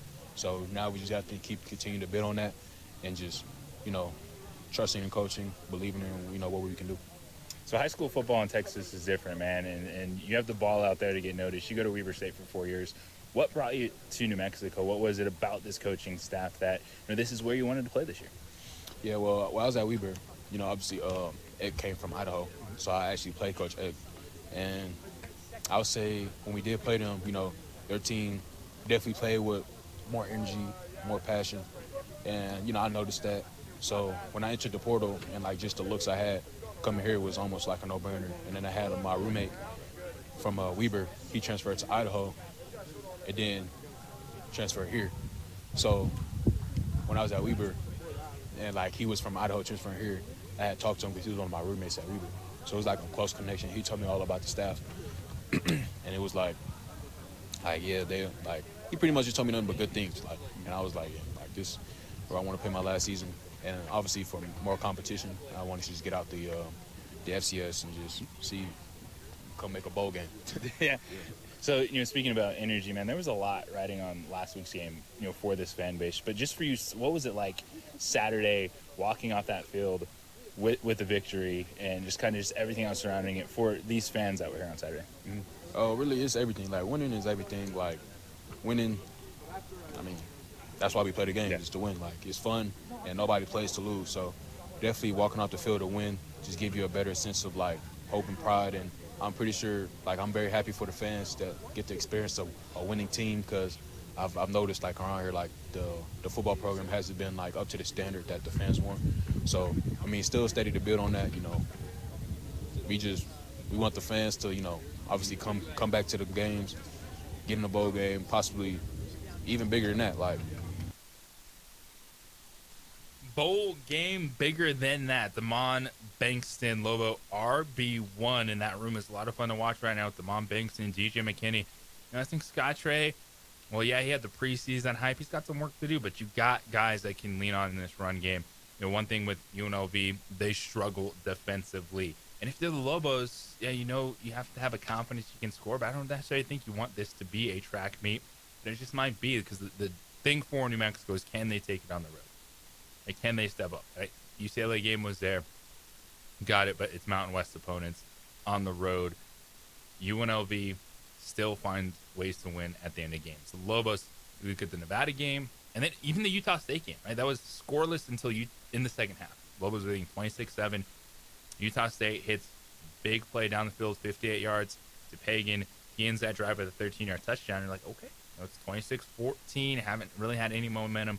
Very next possession, Lobos come out. That's when they hit him with the fake punt in their own territory, and Bankston finishes that drive off with a touchdown run. And those are moments of making plays late in a game. 505-246-0610. One more segment for you. Call your shot, UNM, UNLV, tomorrow. Get your thoughts in from Lobo men on the floor last night. Their final exhibition game over at Northern Arizona. It's opening drive right here on 95.9 FM, AM 610, the Sports Animal.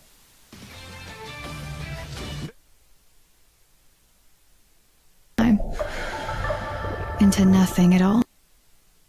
We would like to thank the following sponsors for making this broadcast possible. Across the state of New Mexico, different journeys will begin. And when their journeys unite, together will become one experience. Our campuses across New Mexico in Portales, Boswell, and Ruidoso come together to provide you the support as one family. We are one family that share one goal, one opportunity at a time. We are one Eastern. Burrito Express is proud to announce that we are the official burrito spot of ProView Networks. Since 1982, With 6 locations serving Albuquerque, Rio Rancho, and Roswell, the question is, red or green? Let's go to the burrito. Visit letsgototheburrito.com and order now. Eagle Greens and Turf are a family-owned and operated business with over 25 years of experience in the home improvement industry. They are your exclusive dealer of celebrity green, synthetic putting greens, and artificial turf. They also have artificial turf that is specifically designed for your pets. Eagle Greens and Turf are proud sponsors of ProView Networks and can make your lawn green all year long at 505-273-2744. We would like to thank the following sponsors for making this broadcast possible.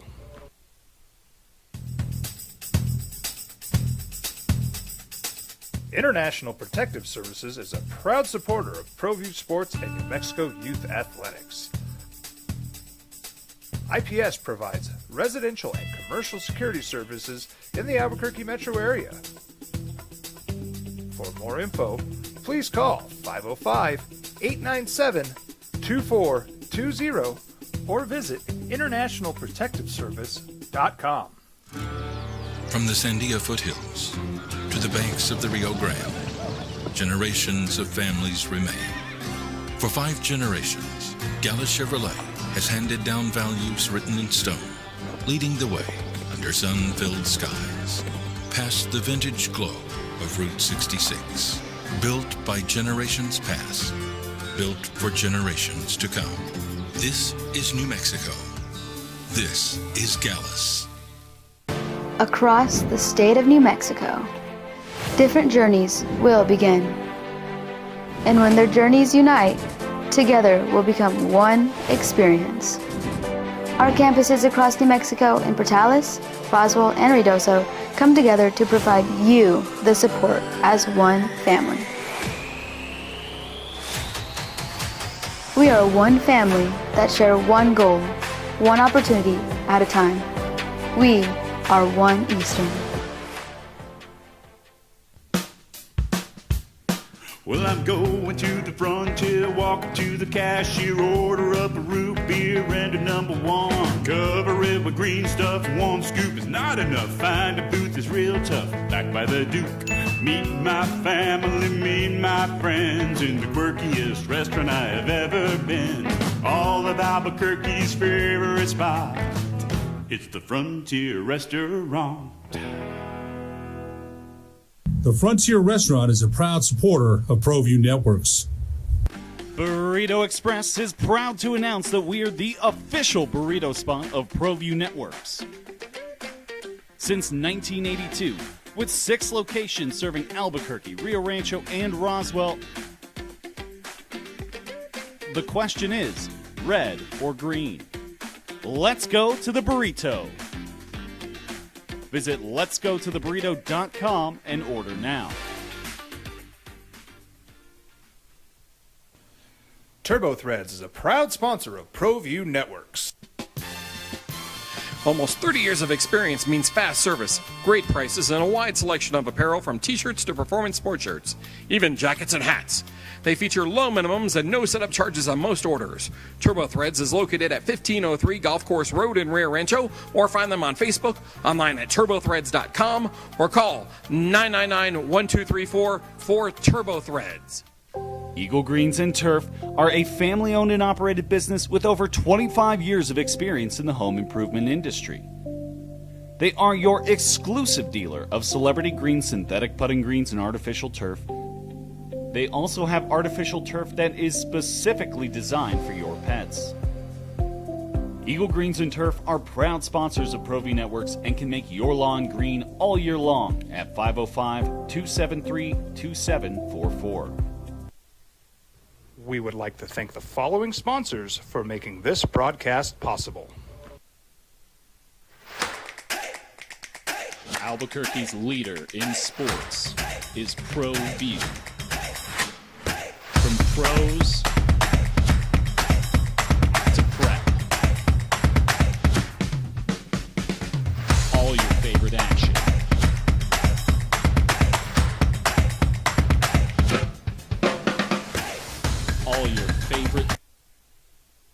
ProView networks. And, of course, the NFL action all weekend long begins with Broncos at Texans, followed by Chiefs and Bills and Seahawks Commanders. The triple header on Sunday.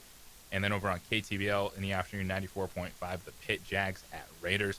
And Hyenas Comedy Nightclub, now open in Albuquerque, is the sponsor for the NFL action right here on the Sports Animal. Visit hyenascomedynightclub.com/Albuquerque. All right, it's time for the 3 for All. This is Symbiote's segment. Well, he's not here, but he sent me his picks. And what we do, we look at the Sunday board and 3 bets we like. And take them, parlay them, money line them, whatever you like, let's go. But in this case, we're not money lining because we're doing spreads and over-unders on the games. But so far this season, Symbiote 8-16 overall. I come into this weekend 17-7. So the 3 for All for this week, we'll look at Symbiote's picks first. He is going favorites. He's got Denver -1.5 at Houston. So that should actually be plus 1.5. Wrote that down wrong. So he's going with the Dogs, the Denver Broncos, plus 1.5 at Houston. Yes, the Texans are favored in that game. Detroit, 9.5 point home favorites, taking on J.J. McCarthy and the Vikings. And he's got Green Bay at home, big over the Panthers. The Packers are 13.5 point favorites in that contest. So Jeff is going Broncos plus 1.5, Detroit -9.5, and Green Bay -13.5. I do like the favorites as well this week. In my first one, going up to New England. And it should be a better performance for the Falcons, who are sliced and diced by Miami. However, man, the Patriots are stout, man. The defense at home, Drake May's been balling. Give me the Patriots 5.5 at home over the visiting Atlanta Falcons. Still the question with Michael Penix, is he going to be back in the lineup, or is it going to be Kirk Cousins again?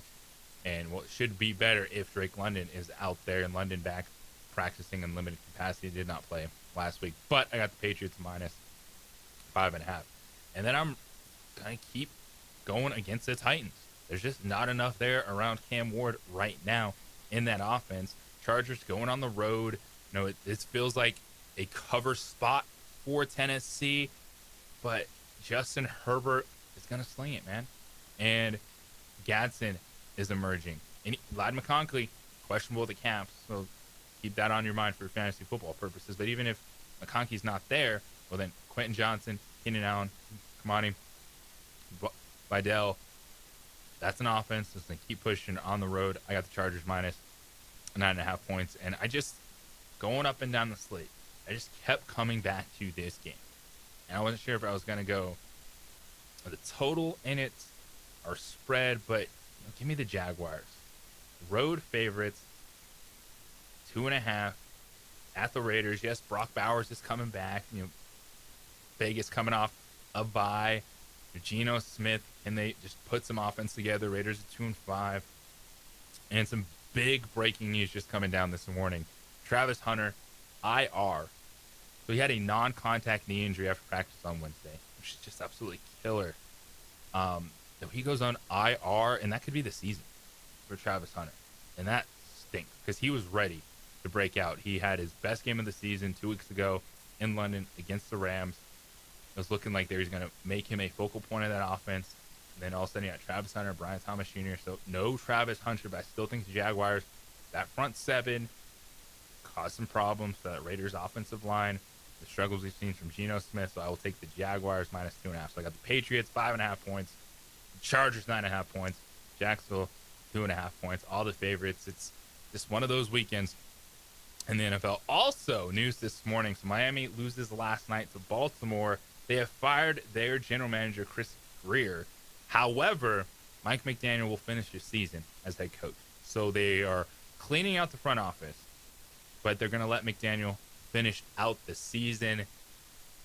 And I guess at that point in time, what that tells me is new GM comes in, will also stay a new head coach, and then they'll have the decision on what they want to do with Tua Tagovailoa moving forward and his contract. Because this was, Mike McDaniel built everything around Tua. The speed, the timing, the execution, because you see the limitations in Tua's game. And so everything that Mike McDaniel did in this offense was geared to him. All the decisions that they made, the speed, when when they went for a wide receiver, from drafting Jalen Waddle, bringing over Tyreek Hill, Devon Achane, like it was just all speed for timing, for yak ability. And you have a new GM coming in, but Mike McDaniel's going to finish out the season, and you have to expect in the offseason it's going to be a new look Miami Dolphins.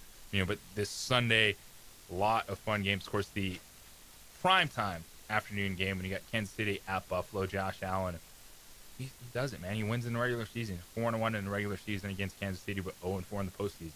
So that will be a fun game, but will we really learn anything about those two teams? Because you're just waiting for that postseason matchup. The biggest one to me this weekend, it's Denver and Houston. Broncos are slight road dogs. The Texans' defense has given up just 14 points per game. Pat Surtain is out, so the Texans will have the best DB on the field. Who can play clean football in that game? Who can create explosive play in the pass game? We'll decide Denver and Houston. I want to thank Shea Serrano for hopping on today, Josh Shushan, Daniel DePrado, Damon Bankston. A great Friday morning. Adrian, appreciate you at ProView Networks. Andrew, man, thank you for coming in and producing this morning. I appreciate you. We have Colin Cowherd coming up next. Jim Rome Show follows that. Unfiltered with Kenny Thomas at 4 o'clock. Everybody enjoy Halloween. Metal World Peace and Love. We'll talk with you on Monday.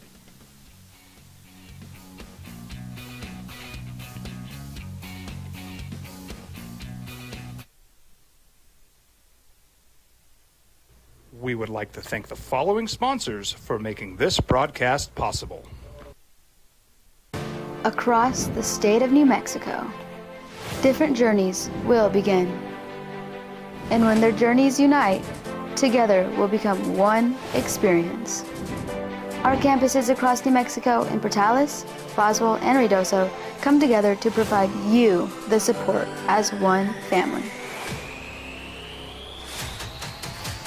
We are one family that share one goal, one opportunity at a time.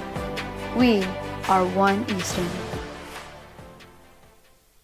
Burrito Express is proud to announce that we are the official burrito spot of ProView Networks. Since 1982, with 6 locations serving Albuquerque, Rio Rancho, and Roswell, the question is, red or green? Let's go to the burrito. Visit letsgototheburrito.com and order now. Eagle Greens and Turf are a family-owned and operated business with over 25 years of experience in the home improvement industry. They are your exclusive dealer of celebrity green synthetic putting greens and artificial turf. They also have artificial turf that is specifically designed for your pets. Eagle Greens and Turf are proud sponsors of ProView Networks and can make your lawn green all year long at 505-273-2744.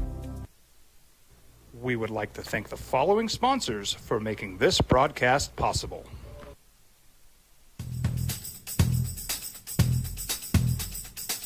International Protective Services is a proud supporter of ProView Sports and New Mexico Youth Athletics. IPS provides residential and commercial security services in the Albuquerque metro area. For more info, please call 505-897-2420 or visit internationalprotectiveservice.com. From the Sandia foothills to the banks of the Rio Grande, generations of families remain. For 5 generations, Gallus Chevrolet has handed down values written in stone, leading the way under sun-filled skies, past the vintage glow of Route 66. Built by generations past, built for generations to come. This is New Mexico.